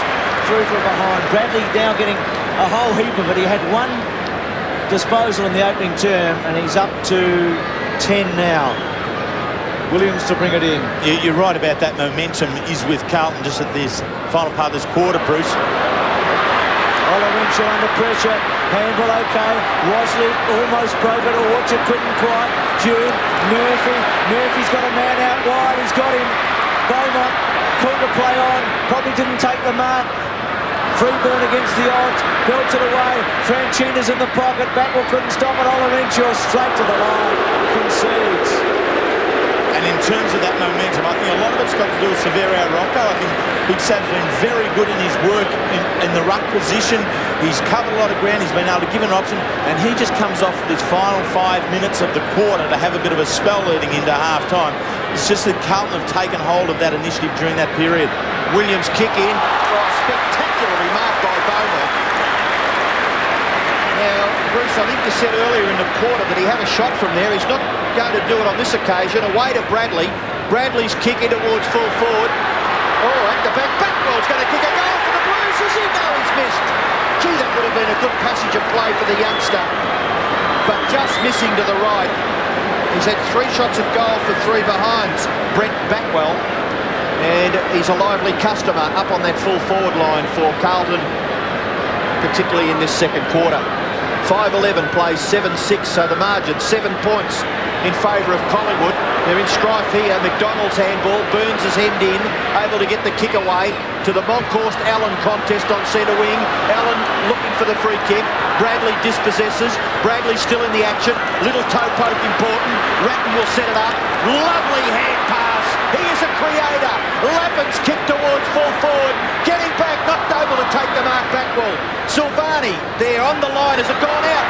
Blood all over his face. If they kick it alive, which I don't believe they should have, but they've got the goal of Blues. That ball was out of bounds. There's no doubt about blood spattered all over the face of Brett Backwell. I mean, what you like about what he did there, young Backwell, was that he had a go at the mark, missed that, and was prepared to turn straight back into the contest and be involved in it. We'll see it here. It's a good build-up by Carlton. Ratton, excellent hands, being able to create with the run from Lappin. And here's the mark. Now, Backwell's in a good position to mark here. Does the body work. Already there's blood on his face, but here's the boundary line. It's clearly out of play. But in terms of the game, it's only out of bounds when the umpire says it is. So that it's good that he kept it alive and kept going. He didn't stop. He knew it was out of bounds, didn't stop, kept coming, and the Blues have benefited from his intent. Well, unless I saw things, I saw the boundary umpire put the whistle to his mouth. I don't know if he blew it. The ball was out of play. It should have been called out of play. But the Blues have done well here, and young Backwell's been a catalyst, but Bradley's play and Ratton's at centre wing was just terrific. We've got a close one, 6-11 to 7-6. You could feel the Blues coming 5 minutes ago, 10 minutes ago, and coming they are. Round the corner by Ratton has been terrific. The one-on-ones are important. Free ball. Burns, Camporelli improvising. Whitnell, Rocker kept out of his back. Terrific pick up here, and Camporelli's a finisher. Scores will be level at the long break. They'll be all square when we go into the long break now. Camporelli with a behind. See, Bruce, look at Carlton's scoreboard last week, 9 goals, 17. And here they are turning at half-time, very much on 6 goals, 12. They are able to create chances for themselves, the Blues. It's just the inability of players to be able to convert when they have the chance. And for mine, I think they're just playing it all a little too wide. 3-10 they've kicked, haven't they? 3-10 the Blues in this quarter. A long time since Collingwood have kicked a goal too, Bruce. They led 7-4, Collingwood.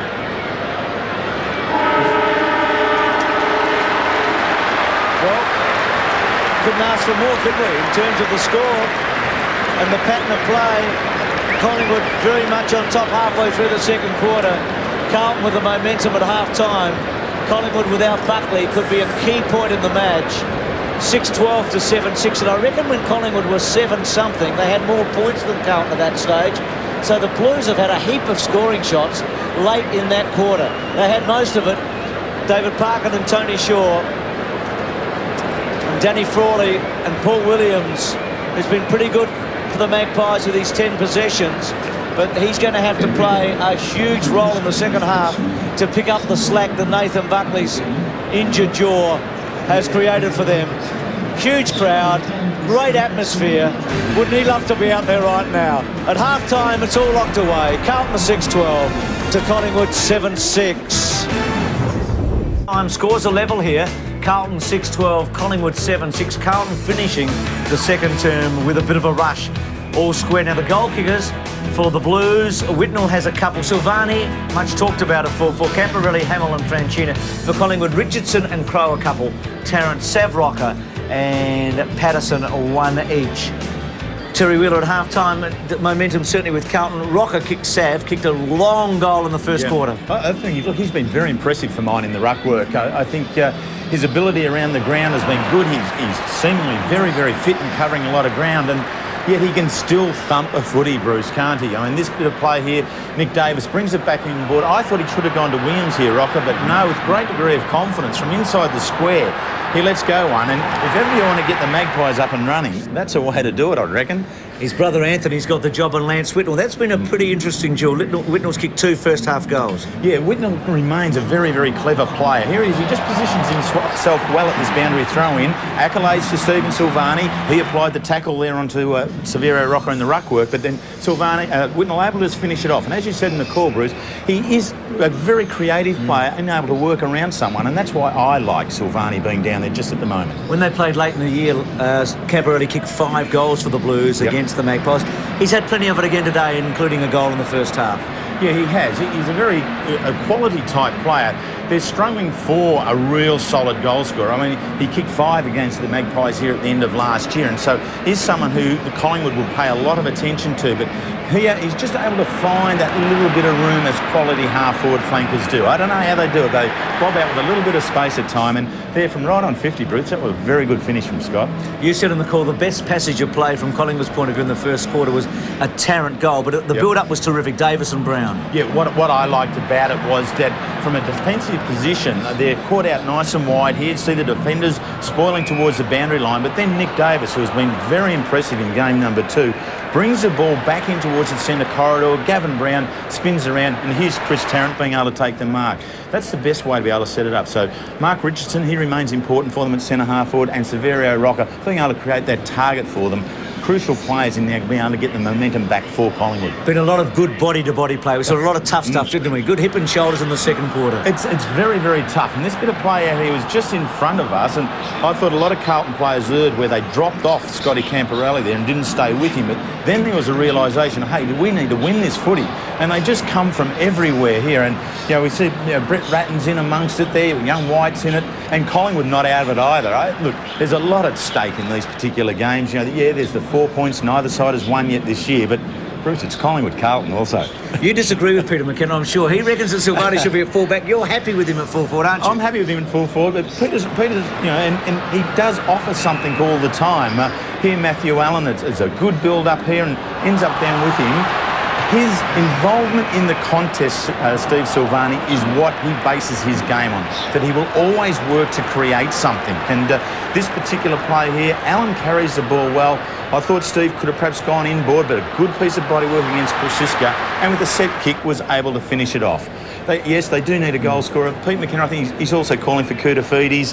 That someone needs to stand up in this game and perhaps finish with 5 goals. Well, Crows kicked 2 for Collingwood in a little cameo role. Started on the interchange, came on when Buckley was injured. More about Buckley in a moment. But Crow's been okay, hasn't he? He has. Straight on the ground in the first quarter, as you said, to replace Buckley. Picked up a goal. And then in this particular one, he rose the contest in the correct position. As we see, he's running onto the ball there. And so the fumble from Richardson down at ground level, he was able to take it. No Carlton player there to be able to cut him on his run to goal and finish it off. And but from that point in time then, Carlton really then started to bring some control back into the game their way. Terrific play by Backwell to get it to Franchini. This ball, I'm sure, went out of play in the forward pocket. I guess it's irrelevant. You play to the whistle anyway. Backwell impacted, didn't he, late in this quarter? Yeah, he did. He really got in amongst it there. You already see there where he's got the cut on the face and the blood, and it's clearly out of bounds, and it'd be very disappointing for the Collingwood defenders, without doubt. But for young players to be able to just keep playing the ball, keep playing the game, keep it alive, a good example there. Team stats for the Blues to half-time. Well, Lance Whitnell has to be up there as a result of those 7 marks. He's continued to present himself as a target, covered a lot of ground. We've also seen him pushing well back into defence to put numbers that way. Ratton, Camperelli, Murphy and Bradley, the small midfield players, they started to take a little bit of control in the latter part of that second quarter. They'll be very important in the second half. Allen continues on, but then it's down towards Silvani. He needs to get up higher with some goals. There is a pecking order here. We give points for kicks, handballs, marks and goals. So these are sort of in order up to half-time. And they're not too far off a subjective assessment of the better players. I mean, Nick Davis, his first quarter, he racked up some 10 disposals. Here you see another half a dozen in the second. And his use of the ball has been quite impressive. Richardson gets up there with a couple of marks and a couple of goals. He needs to stay a clear focal point in that particular part of the ground. Well, we've covered plenty of territory there. We'll take a break. There's plenty more to come. Some big news in AFL today. Back after the break. Congratulations, mate. He's got the perfect set.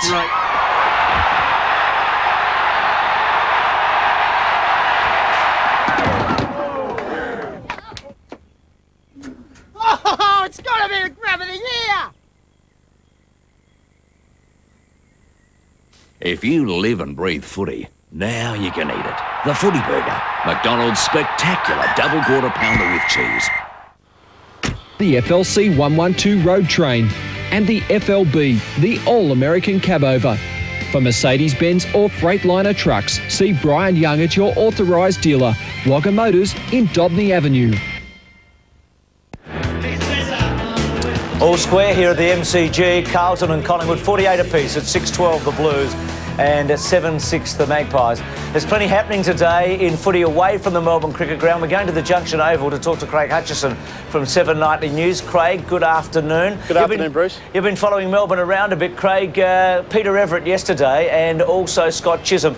There's been a suggestion that Everett may have bad-mouthed Chisholm. We don't know at this stage what's happened yesterday. What's the latest? Yeah, there's been some developments on that one overnight, Bruce. We understand that in the third quarter of yesterday's game, Scott Chisholm has alleged to Melbourne officials that he was racially vilified during an incident with Peter Spider Everett during the heart of the third quarter. That complaint was made by Chisholm, I understand, to Melbourne officials after the game. Now, as it stands now, the AFL closed today, obviously, for business, but tomorrow morning it is expected that the umpires will lodge a report on the incident to the umpiring department, who will then refer the matter. If they don't, Melbourne have until 5 o'clock tomorrow night to take the matter further, and you can almost rest assured that that will be the case.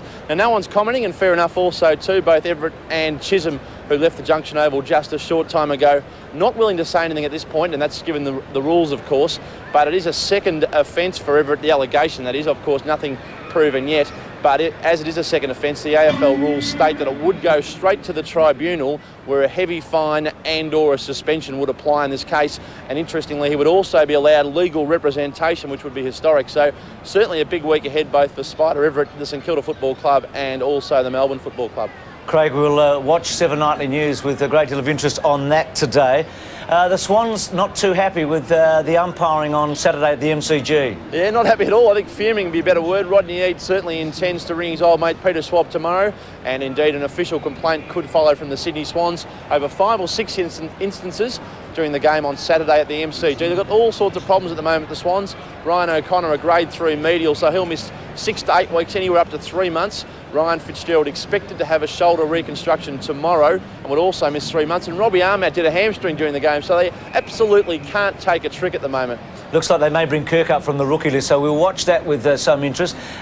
Richmond, some news there with injuries for the Tigers? Yeah, we can reveal here, Bruce, that Scotty Turner has a possible fractured cheekbone or a broken cheekbone. He's off having x-rays as we speak at the moment, and certainly we'll have full news on that tonight in 7 Nightly News also, but he would be a very doubtful starter for Friday night against the Kangaroos. And indeed, Wayne Carey, I don't expect him to play still again. He ran laps this morning at training, so I suppose Turner might have been his opponent, but neither of them will be playing on Friday night, and you can rest assured. Good for that, Craig. There's plenty happening. Thank you very much. No we'll worries, catch up with you tonight on the news. Craig Hutchison there from 7 Nightly News. We'll take a break. More on Buckley. We're going to talk to Neil Baum at the start of the second half after this.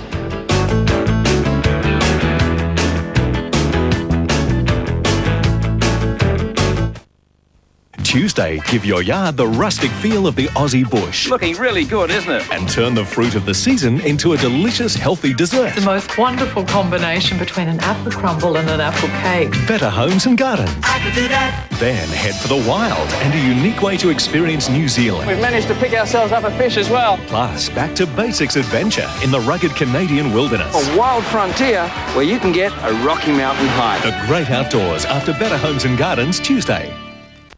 A Team Nissan Swans player profile. Troy Luff. Cheer the red and the white, honor the name by day and by night, lift that noble banner high. Henson's got the ball.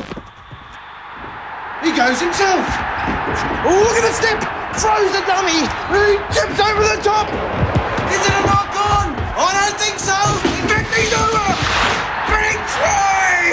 with the conversion to win the game. If you live and breathe footy, now there's a better way to play it. Missed by a whisker. McDonald's mini footies. Collect them both for just $1.95 each. Better hurry. You want to see a great package deal? Then try topping LSW's Factory Direct Bargain. This recliner normally $499, or 2 recliners normally $998, and this great sofa bed is normally $899. But right now at LSW, you get all this not for $1897, but a ridiculous $999. That's $999 for 2 recliners and the sofa bed. Stock's definitely limited. 25 in stock only, and this dining suite is only $599 to match. Where else do you go for great package deals? LSW, of course. It is huge crowd here at the Melbourne Cricket Ground. Scores 11 at half-time. Neil Barn, the football manager of Collingwood, with the Big Dipper as the Magpies are coming back on.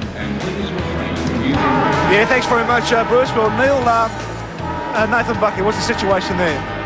We think it's a jaw problem. We'll have to have an X-ray, but pretty disappointing for him. Now, some good collisions out there today, but we think the Rocker and Whitnell was a good match up there today. Well, Anthony's come on really well, hasn't he? He's been terrific at it. And halfway through the second quarter, you got on top of them. I mean, what happened that last 10 minutes? Well, we just made a few blues, didn't we? Missed the handball, missed the kick a couple of times, and they're a good opportunistic side. They took advantage of a couple of chances, and now it's pretty even. So just a matter of our blokes getting the composure back and keeping at it. And Sav Rocco has just been terrific in the middle as well. Yes, yeah, he's been a bit sore in the knee running in, not probably had that much running, but he's been very good. And Monkey, when he's come on, has really supported him. It gives us some real strength there. Well, thanks for joining us. Sad news about Buckley, but back to you, Bruce. Yes, could have a broken jaw by the look of it. There's Sav Rocco. Pete McKenna high in the stand, in the Great Southern Stand. You'll be pleased to know that Silvani's still a full forward, Pete. Yes, well, look, he'll always give you a terrific contest, Bruce. We know that. He'll fight like heck, but I'd be more tempted to get him on the back line and Koutafidis down there with his natural speed. He's done it before at full forward against Collingwood, but this is where Collingwood often struggle. They get to a position where they can win a game and then haven't got the talent to go on. I thought they lost a bit of momentum when Rocker went off the ball and onto the bench, but still, they'll fight like heck. They've got plenty of guts, the Collingwood side, but I think Carlton have got a little bit too much skill for them overall, Bruce, but they'd have to improve their field kicking, which has been very, very ordinary indeed. Well, both you and Dipper are probably in a better position than us. The weather looks like rolling in at the moment. We might get some rain shortly. I hope not. I haven't got my umbrella. What does it look like, Dipper? It looks very grey at the moment, and the breeze has certainly picked up, so we might get rain later on this afternoon, like after the game, we hope. As we start the second half, scores level. The Blues go to the main scoreboard end. That's where the weather's coming from. Allen gets over Rocker. Orchard. McDonald had a great first quarter. Kicks the ball back towards centre half. Brown was held on to and gets a free kick. Christian's had him under control for most of the first half. Outside his range, Brown. And there's no tall target forward. He's going to come in short. It's not a good kick. Burns had eluded him. Bradley had a sensational second quarter. Wobbly old kick back to the centre. Good hands there by the Blues. They get it to Christo. Kicks it forward. It was White, I should say. 2 full forward. Silvani went to ground. Over the top of it, Krasiska. Silvani wins it back. Gets a half a handball away towards Whitnell, who couldn't quite get rid of McDonald. It comes back. White's kick across the face gets to Silvani inside 50. A very cool play there from young Adrian White. Just when the heat was on, laid it off well. Kick to full forward. Back wall. Nearly a one-hander. Still back wall. Still back wall. Under pressure now. Handball on the up was good by Davis to Worsley. Well, Worsley's in trouble. It was a bad option to Davis, and they can see it behind. A couple of kids got themselves under the pump, deep in defence. The Blues are in front for the first time in a fair while, I can tell you now. Who's on the bench, Dipper? Francina, Hamill, Ronnie DeLilio and Chris Massey for the Blues. Thanks, Dipper, as Scott Burns prepares to kick it back into play for the Magpies. A comment made down in the media room at half-time. It's got to be the biggest crowd between 15th and 16th place teams. And there is a reason for that, of course. All the other teams have played 2 matches, but these 2 sides down in those respective positions at the moment. And a crowd of something in the vicinity of 80,000 at the MCG. Carlton lead this match by a point early in the third quarter. Allen taken away by McDonald for the Magpies. Good left foot kick, gets good distance. Koutafidis and Mark Richardson. Crumb gatherer was Brown, couldn't break away from Koutafidis and Sexton. and the umpire will come in and ball it up about 65 metres from the Collingwood goal. Dip at the Magpies bench. Yes, we have Monkhurst, Nathan Buckley, Ricky Olorenshaw having some treatment on his back, as we see on screen now, and Chris Tarrant. Which means that Shawball's out there for the first time. Kick forward by Richardson. A high ball, lands it at half forward. Good mark by Manton. Kept his eyes right on the footy. And in trouble, Rice. Maybe Manton's knees into the back there of Dean Rice. Bradley to kick it away for the Blues. Out to the wing. Well judged by Allen. Onto that left foot. Gets it high. 45 metres into the half forward area. Mark taken by Beaumont. And he looks a lively customer, Simon Beaumont. His season last year was a good one. Left foot kick is a beauty. Right to the goal front. Silvani struggling. Still Silvani. Hand pass. And the goal will be kicked by Whitnell.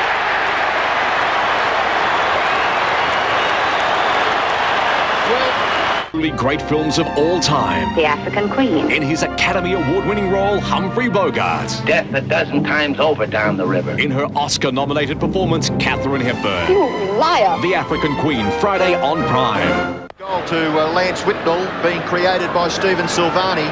And we're at maybe loggerheads, Peter McKenna and myself. I just think that Stephen, he's a great fullback, but he stands tall in the forward line and gives that young man, 20 years of age, the opportunity to show some of his real skill. The Blues working in numbers here. Beaumont does well, gets round onto his left. He can go across the half-forward line. Good kick. Vision was excellent.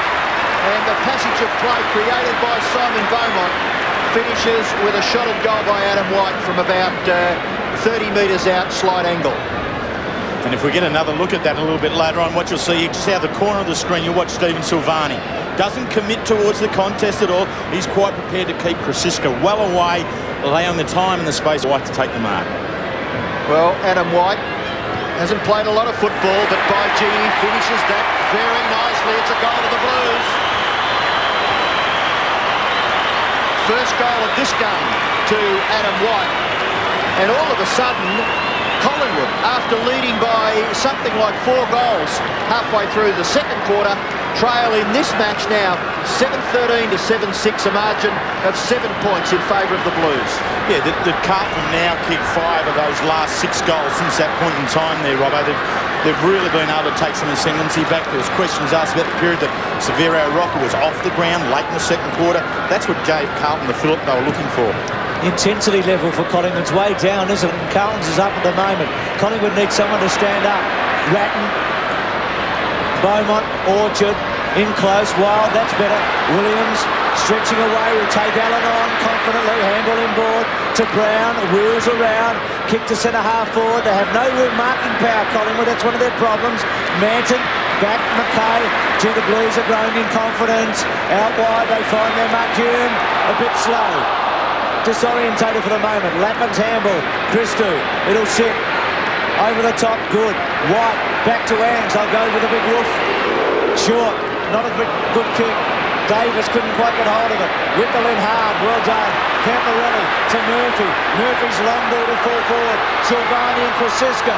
Willie Silvani. Krasiska's there in hard back ball. Silvani, it's going to be a behind. And the Blues are right on top here. They've taken charge. And Collingwood have got a lot of problems. Yeah, their midfield is starting to really generate some football. You know, Ratton has been right in it all the time, but now Murphy's starting to get a little bit of football as well. He uses it quite well. And the other person linking it up is big Matthew Allen. I think he's really providing a target from wing to wing for the Carlton side coming out of defence. Anything you can see that Collingwood might be able to do in the next 2 or 3 minutes? Fix Nathan Buckley's jaw. Yeah, fair point. And they're going to be up against it there. They struggle now, Collingwood, to get the ball away from their half-back line. Brown and Christou, still a good contest. Brown underneath. Christou would be happy to see this out. No, Murphy keeps it alive. Allen, who's been very good in the last few minutes. White again. A kick towards centre-half forward. Whitnell out position. Mark taken by Savrocker. Sweeping hand pass out wide to the advantage of Burns. He's able to run away. One bounce by Burns. Gets the ball to half forward. Oh, good mark, Lappin. We saw the good hands of Matthew Lappin taking the mark of the round last week. Kicks in short into the middle of the ground.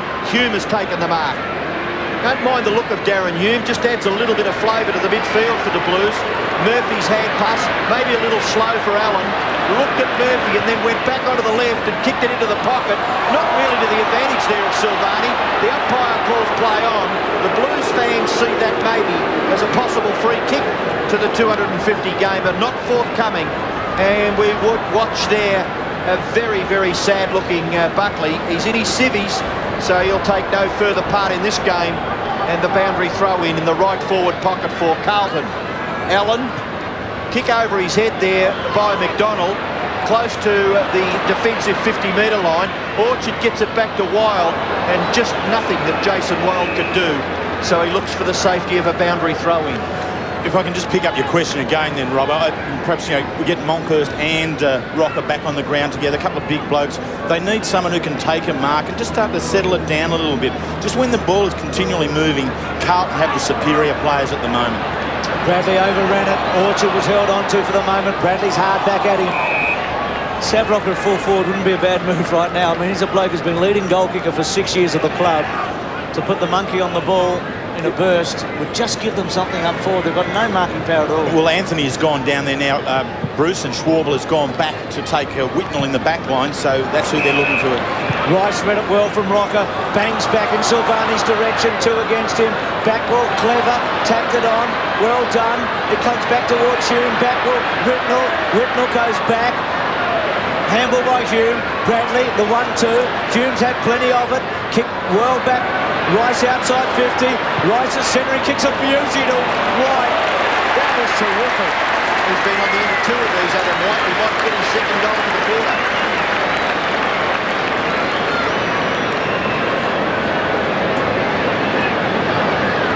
Collingwood stuck on 7-6. They've been there for a while.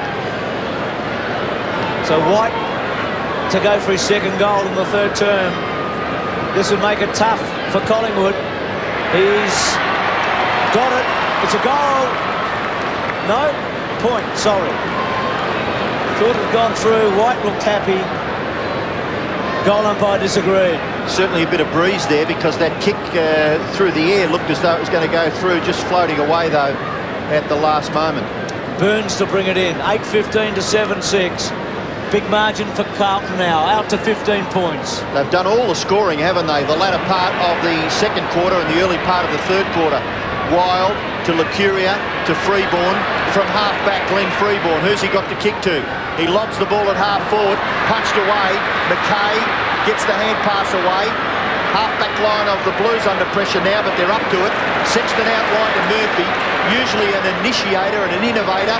Justin Murphy to Adam White. White's deep on the wing, kicks in towards full forward, good mark. Silvani providing a terrific contest.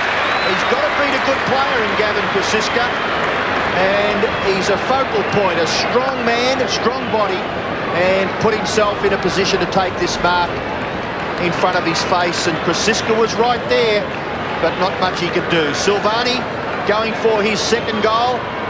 His shot looks pretty good. Another goal to the Blues. Hey kids, Wipeout will not be seen today at 4 o'clock due to Prime's coverage of the 1999 AFL Premiership season with Carlton playing Collingwood. Wipeout returns at the same time tomorrow afternoon at 4. Blues, but they're away here now, Carlton. 9-15 to 7-6. The Magpies need a lift. Somebody's got to provide a spark. Maybe a whole group of them would be better working together. Can't drop their bundle here, Collingwood. Change coming up, Lane coming on for Patterson. Umpires on screen a moment ago. Rocker, Allen getting over the top. Rocker trying hard. Kick forward there by Lappin to half forward. Hamill, who's come on for Whitnell. Worsley, he's got a bit of pace. Camporelli's got plenty of that. Hume's got plenty of the footing. Little give back to White, who's had 7 disposals in this quarter. Back to Worsley. Worsley running out of room. They haven't had a lot of options when they got it. Lappin's handball good to Bradley. To Ratton. Back to Bradley. At 35 years of age, going strong. Pops it up the full forward. Silvani and Kosiska. Kosiska belts it away. White getting another touch. Can't get an effective one. Silvani again in there. Backwell comes through and sprays it. He's had a few shots, the kid. He's been good, though. He's lively, isn't he? Yeah, no doubt. He doesn't look like he's quite ready for league footy. He looks like he's a couple of years away. But he is ready. He's out there getting plenty of it. I mean, physically. He's among it. And then we just saw Tony Shaw. Now, the structural problem that Tony Shaw's got at the moment is that when his defenders come out of the deep defensive zone, which they're being forced to, they haven't got anyone to kick to. All their forwards are playing too far forward. There's Gavin Brown down inside the 50, Tarrant's down inside 50, Richardson's down inside 50. There's no one across either wing to act as a target. Either Richardson has to come up or they've got to create another big man to come onto the ground and play in that position. You find Richardson's coming off a Monkhurst, I'd say, Terry. Well, I reckon they need both of them out there, Dip. 46-point turnaround from halfway through the second term. Murphy, long kick, Silvani punched away, back to the danger zone. As far as Collingwood are concerned, right in front of the goal, at which they're defending. Burns tackled there by Lappin. Hand pass came from McDonald to Krasiska. Krasiska is at centre-half back. No, the ball is coming back. And the free kick has been awarded to Scott Burns.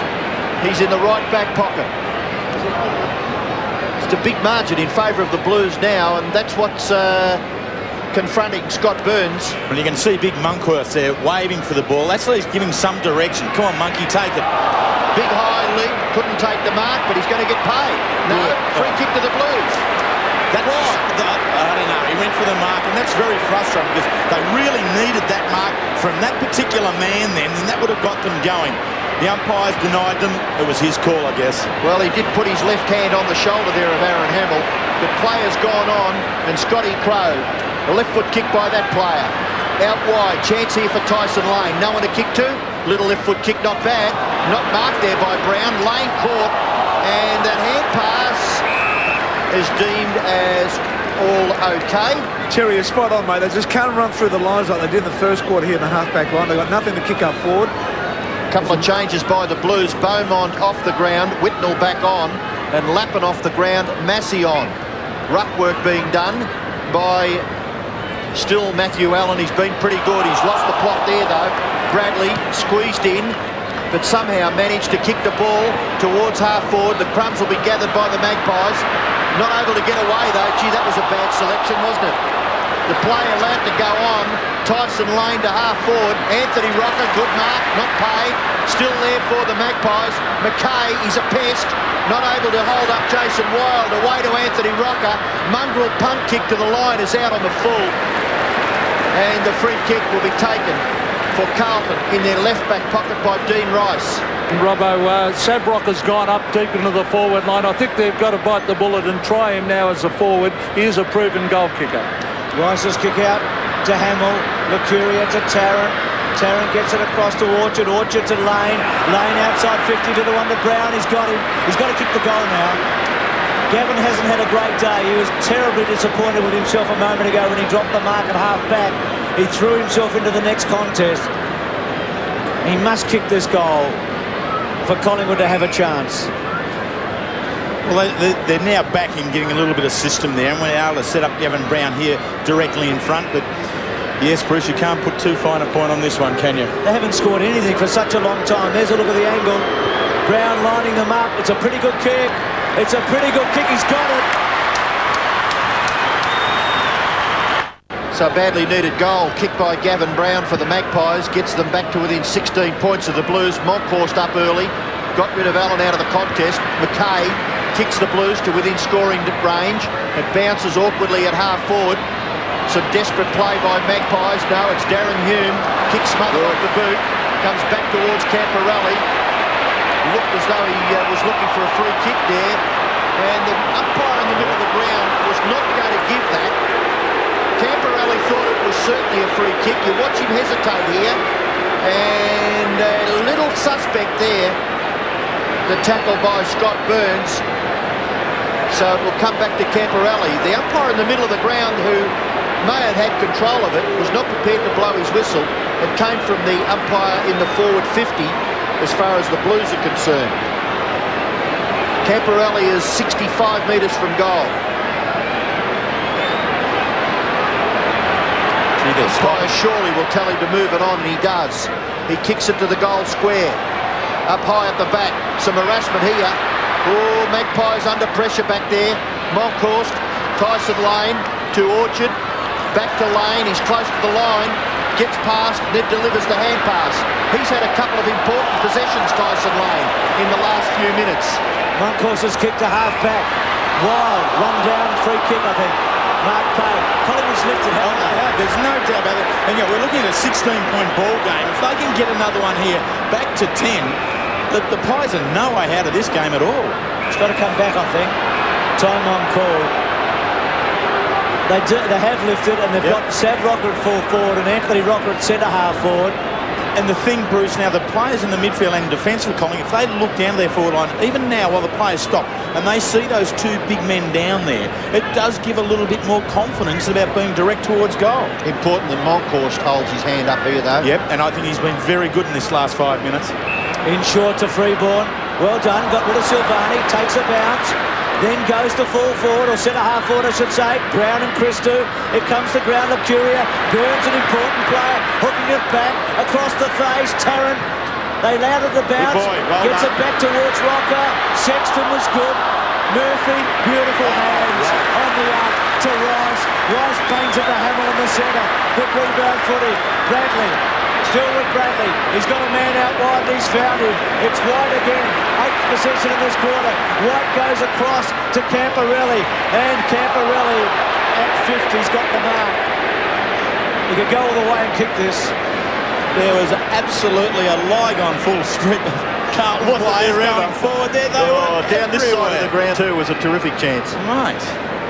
They ran. I mean, as soon as they went, great work from Murphy there. Extremely quick hands on Rice, and away they went. And there are options on either side of the ground and half forward for Carlton then. Players just ran hard. A real chance to goal, Camporelli. 52 metres out. The ball going and going and going. He's got it. It's a goal.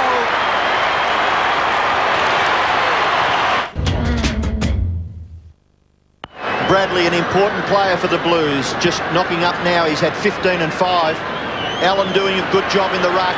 Ratton's quick kick towards full forward, puts the Collingwood defence under pressure once again. Hacked out of there by Schauble. Backwell to try and keep it alive for the Blues. Schauble to Krasiska. Back to Scotty Crow with a left foot kick. Well, the percentage wasn't there for Scotty Crow, and he's put it out on the full. Backwell kicks it across the half-forward line. Danger. Good mark to the Blues. Looks like Hamill, is it? Good hands. Strong mark right in front. Trouble, Robbo. Looks like he's coming off the ground. Darren Hume, it looks like Dipper and Silvani maybe. Well, we'll watch that with interest. Good kick by young Backwell and a good strong mark to Hamill. And Hamill's kicked the goal. The Blues surge forward and further ahead. Hamill's second. Game for Silvani. He's done a terrific job. Couple of goals, 11 possessions of full forward, sitting it out for the moment. 11-16 to 8-6. Collingwood under siege now. Carlton have really got a taste of it. Monkhorst, Bradley, wild in there. Ball allowed to go on McDonald, and Orchard put a tackle on with Lucuria. Ball up. Boys, you can see problems for the Magpies coming up in future weeks. If Buckley happens to miss an extended period, they're just getting killed midfield at the moment. They certainly need his drive from half-back, so rotten luck to the Magpies. Sure is, Pete. Sylvain looks distressed about something. They're just about to start working on his legs. We'll kick up a day. Thanks, Dip. It was a strange move to take him from the ground. Orchard's little kick out wide, not going far. Carlton with Camporelli having a big third turn. Massey provided the first of the Shepherds. He's kicked to White and Crow. Good contest. Boundary thrown. I think Scotty Crow would love to have found a hole to have buried himself in a moment ago. It's interesting how Carlton are handling maybe their older players. Would you think that maybe Stephen Silvani resting, they've got control of the game? He actually took himself off, Robbo. Fair enough, Dip. Older players get that licence, do they, Dip? Camporelli to Murphy. Murphy's little one to Franchina. Back to Murphy, who's been very good. Little chip pass. The Blues everywhere, aren't they? To Massey. Hamill provides a lead. Whitnell provides a lead. He goes to Whitnell. Way out of half forward. He's got him. Tell you what, Massey is going to be a player over the next 5 years for the Blues. Whitnell controls it. Murphy's the target. Has a second go. Called play on. He might be stiff. He might have had all of it. It'll be a ball up. Maybe the other blue player touched it, but Murphy reckons it was his. Silvani walking around the boundary line at the moment as we see this attempt from Murphy here. Probably Back will put his hands in there too. So it's going to be a ball up. So Silvani, yeah. He's heading towards the rooms, Bruce. Gee, that's interesting, Tippett. So he's going from the ground. Might have done a hamstring, maybe. Whitnell, shore ball. Getting very dark here. Murphy, and he's kicked it out on the fall. About where Silvani's about to walk to.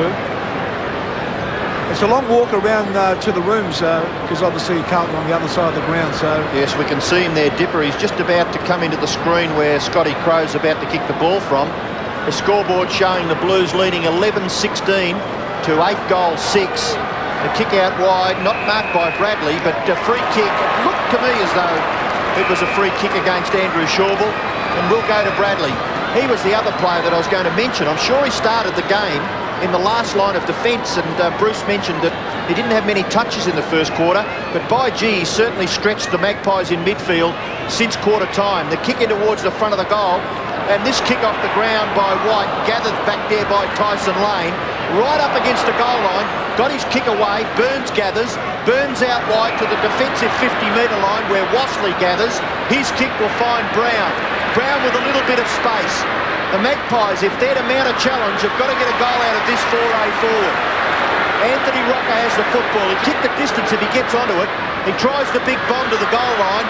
At the back, it's gathered there by Bradley. Hasn't he worked hard? He took the free kick a little earlier at right half forward, and he's all the way back there now, just backing up his defenders on the last line of defence.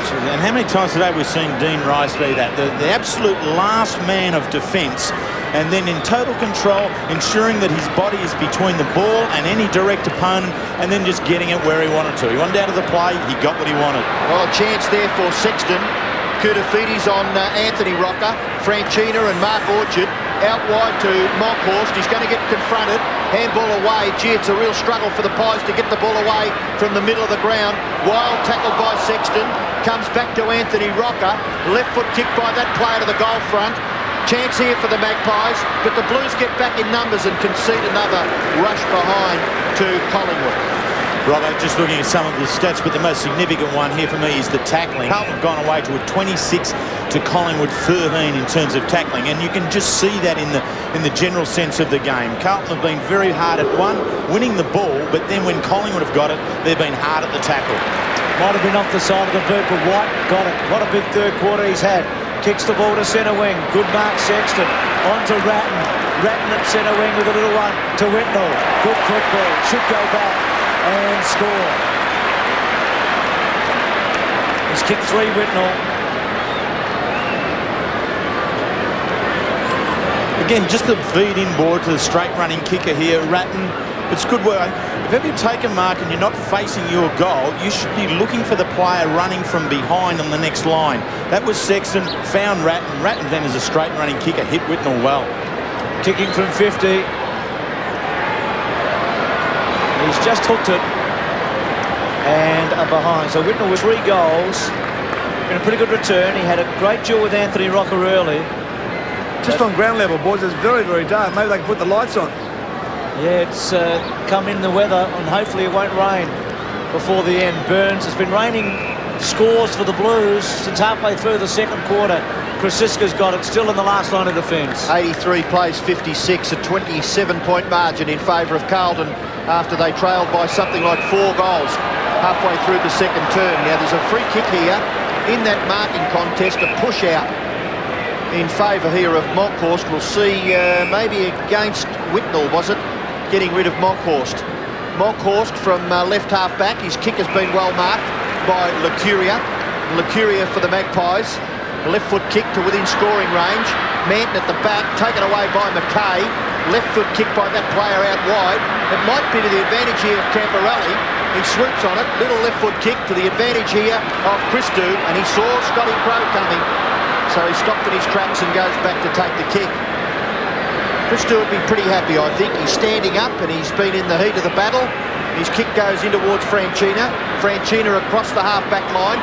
doesn't really matter that he missed his target by 3 or 4 metres, because it bounces to the advantage of Glenn Manton. He in turn goes along the line, and well done, very well done by Brown, going back to disadvantage White and punch the ball clear for a throw-in.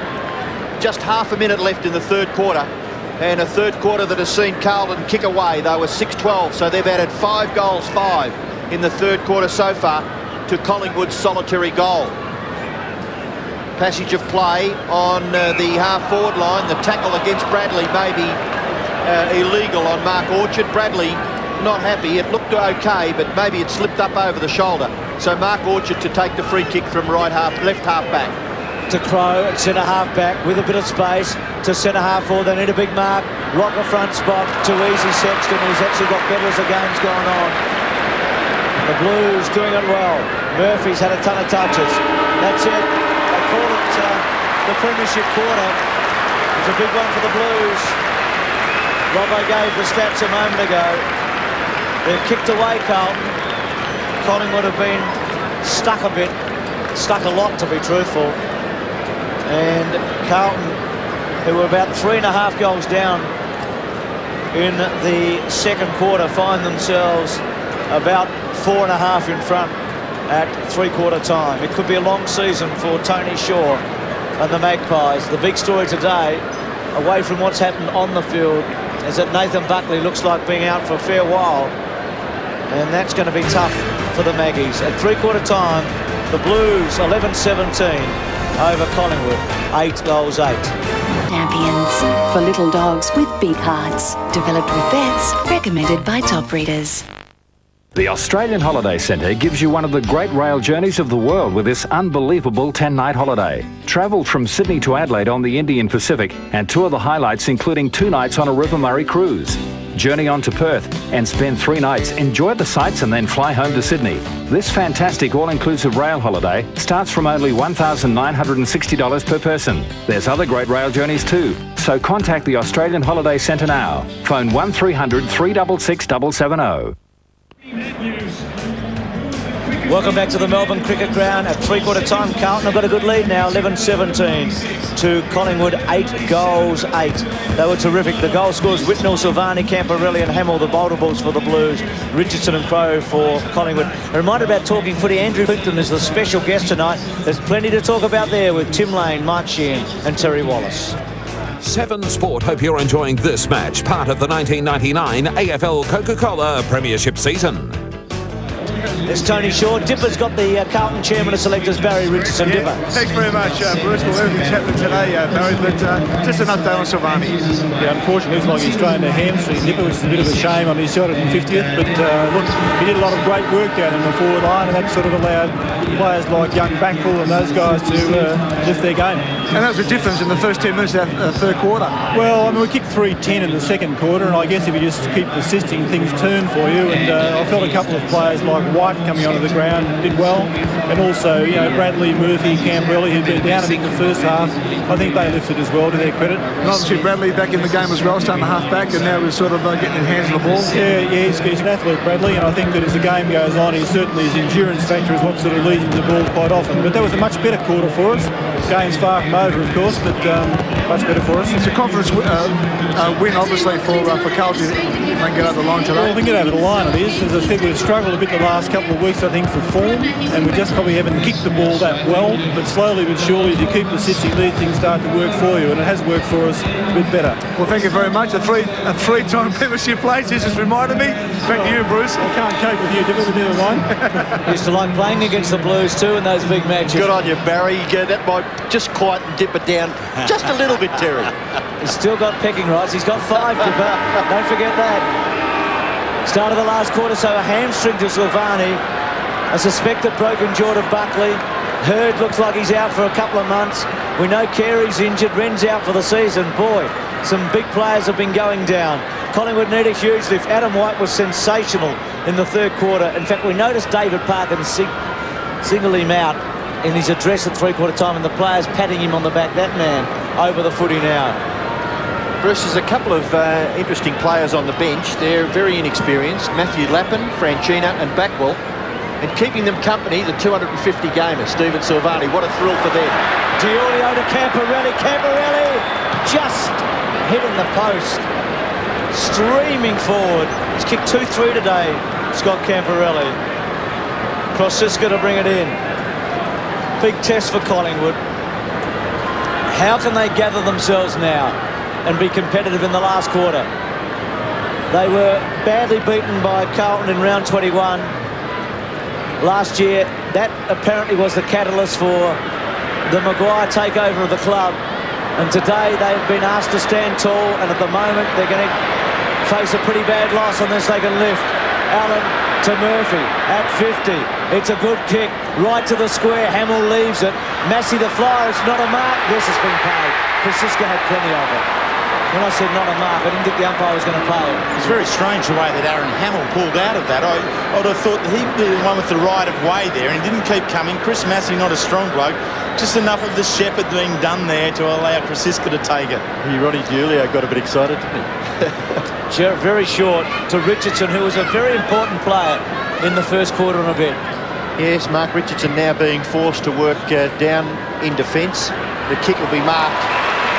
Gee, that's disappointing for the Magpies. No pressure at all on Whitnell, and Bradley to just squeeze a little kick into the pocket, and the mark is taken here by Massey. Now he can go short or he can kick it to the front of the square. He's done the latter, and up over the top, jumping into the back there. It's against Murphy, one would suggest. Goes to Burns. Burns' little left foot kick out wide to Wild.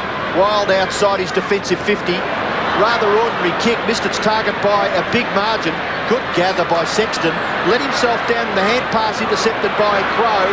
Magpies will go barming forward. And Manton to punch the ball clear for a boundary throw-in.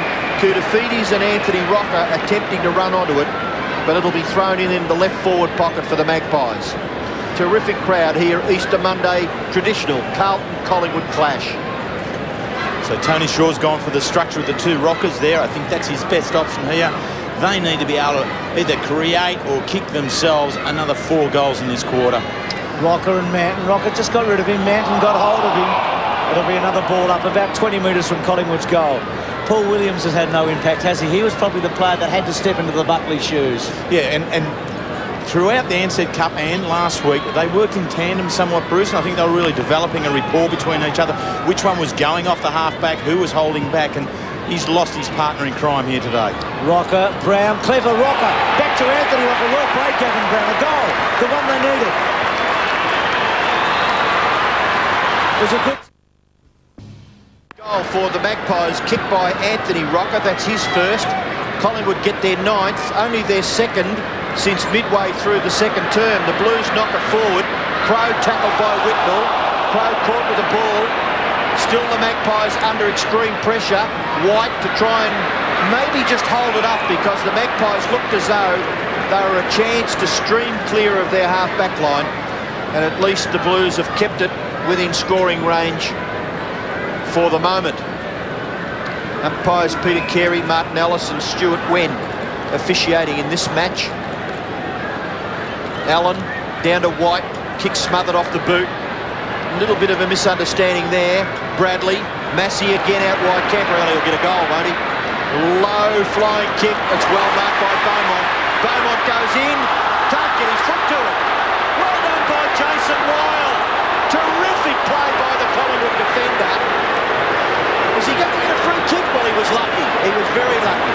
He was very lucky. The ball was there. Yeah, you know, when Simon Beaumont made the decision to take the game on and go, I mean, Wild did everything he could physically and humanly do in order to stop that. Well, no wonder the Collingwood fans are screaming. Beaumont gets the goal for the Blues, but it was a questionable decision. Extra value? With the Daewoo Nubira X Series, you won't pay extra for air conditioning, alloys, a CD player and spoiler. From $19,250, they're extra big value. Lucky goal to Beaumont. They've turned the lights on here, 12-18 to 9-8. Wild was pretty stiff, and so were the Collingwood. Allen gets over Richardson. Ratton, Patterson. Patterson to centre half forward. Shaw, or rather Brown the fly. Bouncing ball. Allen has been good. Goes back in the direction of Christou. Christou's balance was terrific. Lovely kick to White. It was the standout in the third quarter. White at centre wing, pops it up, Whitnell's his target. Hamilton to provide a Shepherd. Shawble at the back. Hume, who was important, I think, when Carlton got back in the game. Shawble over the top to Patterson. Patterson straight to the line. Boundary throw in centre wing, right in front of our broadcast box. 90 plays 62. Stilvani in his 250th. Unfortunately for him, a hamstring. Backwell next to him in just his second game. But I think Sylvania will celebrate a Carlton win. Allen, Richardson did well. Burns just going forward. McKay got a cruel bounce. Orchard's worked hard. Plenty of handballs today. Back to Freeborn. Back turn as he kept it in play. It's down the line. Christou and Brown. Christou able to force it over the line for a boundary throw. And he's kept Gavin under control most of the day. Brown's had a couple of little nice touches. Yeah, a good pairing up there. And the longer the game goes, and Christou getting back into it. A long spell out of football over the last 18 months, but great to see him back on the half-back flank for the Blues. Well, again, a bit of a struggle here as Mark Richardson gathers. Kicks quickly to the forward 50-metre. Punched away by the Carlton defence. Ratton onto it quickly. Tries to get it clear. Anthony Rocker also. He succeeds in doing so. Tyson Lane shot for goal. Just offline. May have just squeezed in from behind in the finish. Goal umpire going right across to his left and signalling a behind as that looks like Ricky Olorenshaw having a spell on the bench. The Blues will get clear from full-back. Camporelli out wide. Looked for D'Ulio. Chipping in was Licuria. Licuria's kick. Well, D'Ulio did well because he hit the deck, got up quickly and forced Licuria to make the mistake. The free kick will go to Carlton to be taken by Manton between right back pocket and right half-back flank.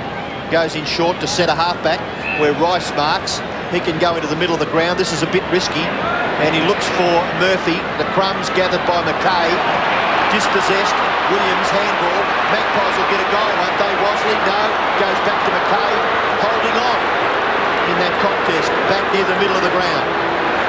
We'll have a look here at McKay gathering. And the tackler just hanging on a little too long there. The ball goes down to the half-forward line. Shawble handballing just out of the congestion.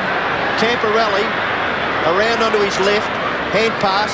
Sexton trying to create something from the half-back line. Sexton's kick towards the goal front. And the mark is taken by Rocker. Called the play on maybe. Beaumont. Then Wild. Left foot kick by Wild goes back to the middle of the ground. Burns has got a chance here. Good kick. Wasley can balance.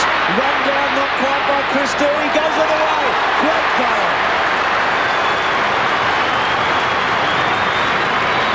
It was a good one. He's quick, isn't he? He is, and Christou did a great job to try and get to him. 12-18 to 10-9. Allen. Next goal, pretty interesting here.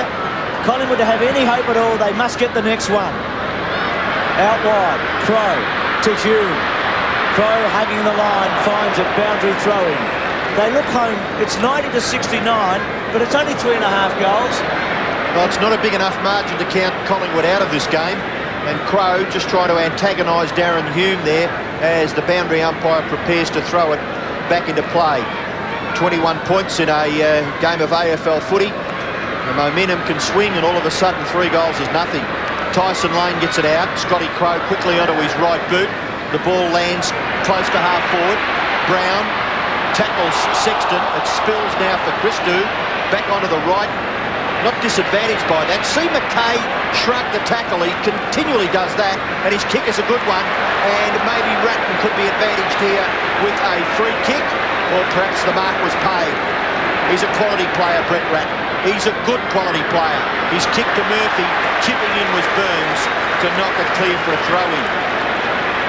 Murphy has been serviceable, 15 and 11 to Murphy, yet to kick a goal. Leading possession gatherer, Bradley 17 and 6, White 17 and 4, Murphy 15 and 11, Camporelli 16 and 5. And that bounce favours White, took his eyes off the footy. Now what's happening here? It's a free kick to Collingwood. Off the ball there, going to Jason Wild. Wild, who was the chaser, tackler, protagonist and eventually the infringer against Beaumont that led to the Blues' last goal. The short kick is marked by Richardson. Working hard, Richardson. Long kick back to the centre. Big fly from Christou. An important bouncing ball. Krasiska, well done. Williams, back turn. He did okay though. Handled by Freeborn is good. To Crow. Collingwood mounting something here. High ball, can Saf take the mark? He can. No, doesn't. Patterson can't get it out. Great defensive play by Rice. And another Carlton player. I think Hume. Ball up. Gee, Saf had a bit of it. He had a bit of it. It just floated back over the top that little bit further than what he thought and had the second go at it. But what a backline Carlton have. I mean, for the last half a dozen years, what a strong part of their side it's been. You're talking about McKay, but Rice now continues to be a cornerstone in there as well. I reckon you could go further back than a couple of years too. Gee. McKay belts it forward and gets good distance. Good contest. Little toe poke going forward. The pace with Diorio. Can he get a handle on it? Rodney gets it back to White.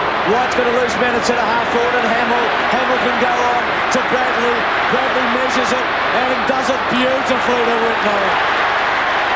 The captain sized it up, saw the goals, and then he looked left and saw the red head in the pocket.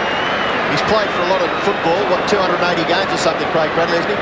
You ever see him waste the ball? Not many, not many. Certainly doesn't try to waste any, and I think that's just as important.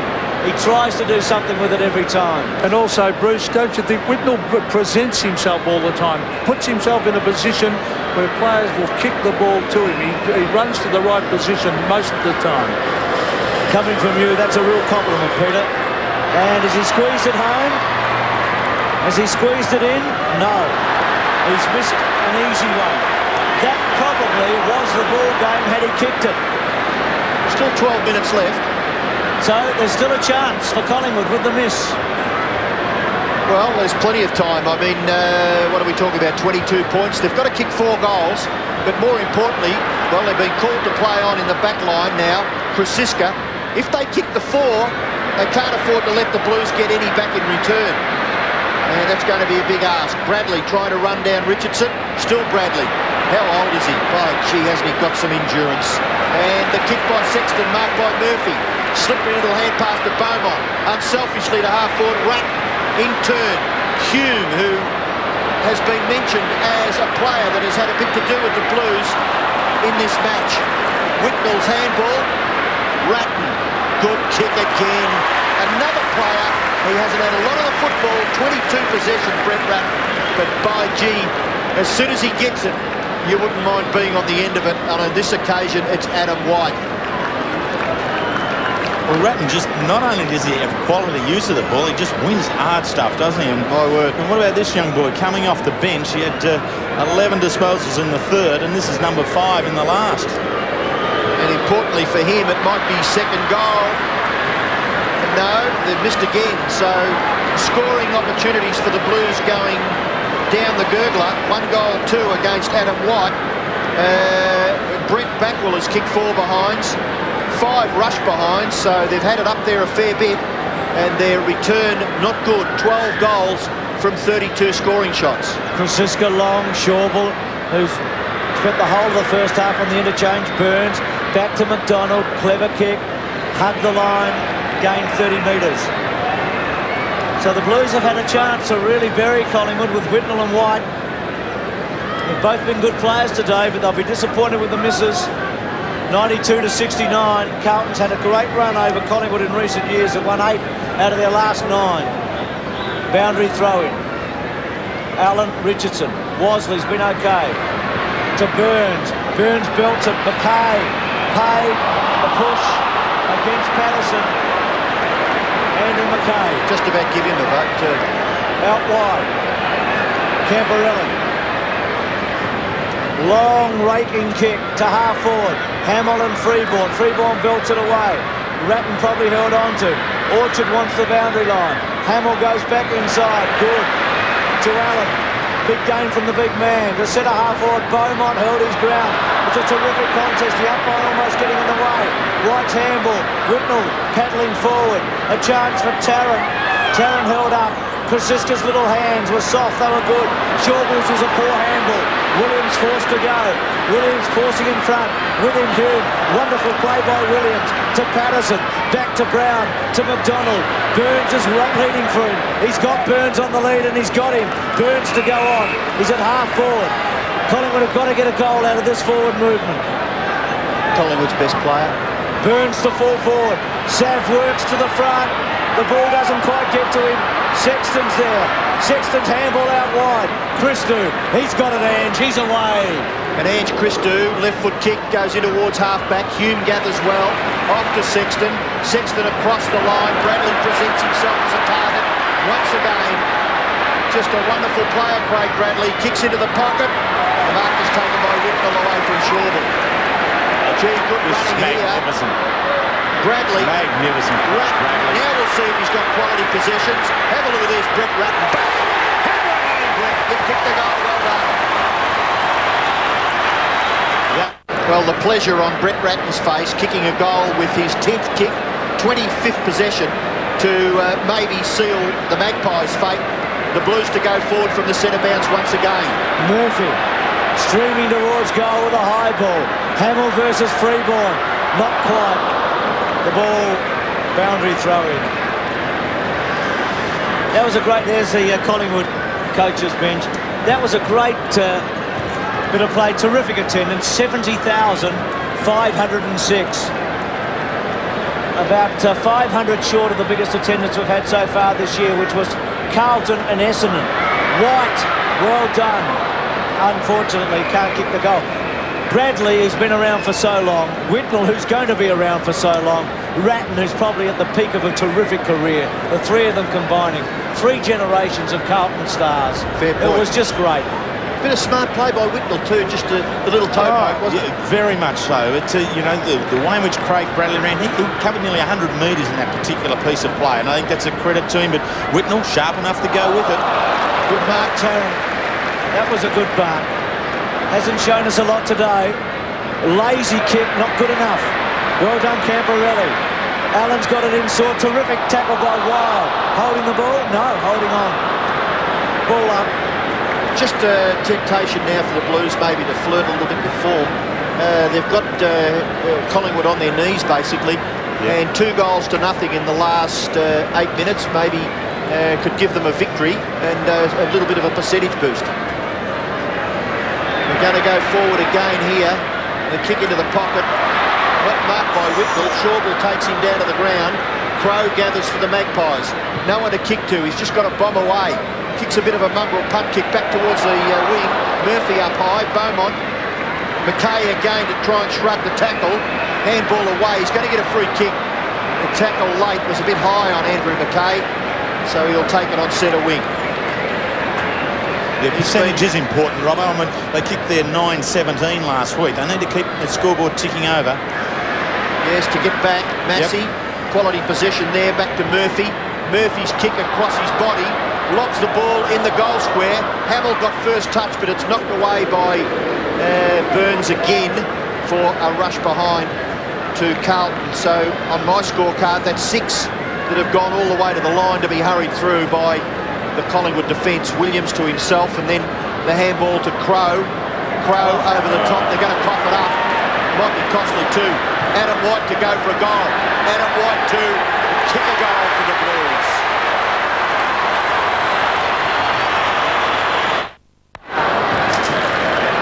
Blues streaming away now. They'll be in the 8 tonight if they win by this margin. They will be in the 8 tonight if they can hold this margin. And Collingwood is going to be at the bottom. And they might find it hard to get far off it. Buckley series 1995 best, I reckon. Franchina a throw maybe there, Bruce, I think. Orchard to get it. There's Hamill, Silvani in his 250th with a hamstring. Barry Mitchell doing some work on the bench for David Parkin. Now, what's happened here? It's going back the other way. It's going to Carlton. Well, at every stage, the body language of the umpire suggested that it was a Collingwood free kick. So McKay to Murphy. Murphy at about 60 metres. 30 possessions already for Murphy. Been good. He's a playmaker. He had a huge game in round 21 against the Magpies last year. He's enjoyed the freedom they've given him again today. Goes to full forward. Manton getting down there. Shawball under pressure. Out wide, Brown and Christou. Brown paddling in front. Christou with him. And that's probably been symbolic of the way Christou's been able to tie him up most of the day, hasn't he? Just kept working him towards the boundary line. I mean, Gavin Brown really rarely has had any room in which to move. One side of him has been Ange Christou, the other side's been the boundary line. 7 and 4 to Christou, and Gavin Brown 6 and 5. He's kicked a goal, Gavin Brown. White gets it away. Chris Massey not able to break away. And so if we can just complete that, please, Robbo. Any young player wanting to play in the back line, that's a critical aspect in the way in which you line up.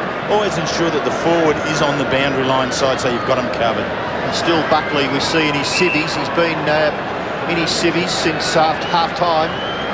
It was detected that maybe there could be a break or a crack in his jaw in a clash with Justin Murphy. And I think it was the first quarter when Buckley was tackled a little high with a front-on charge by Murphy. Nothing untoward about it, just a bit of bad luck there for Nathan Buckley.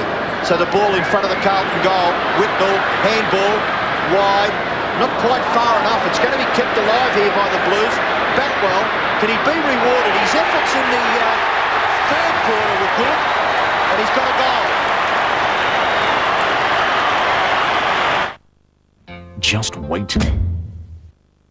Last week, and now he's up 32 here now already. He's been a very prolific ball winner for the Blues.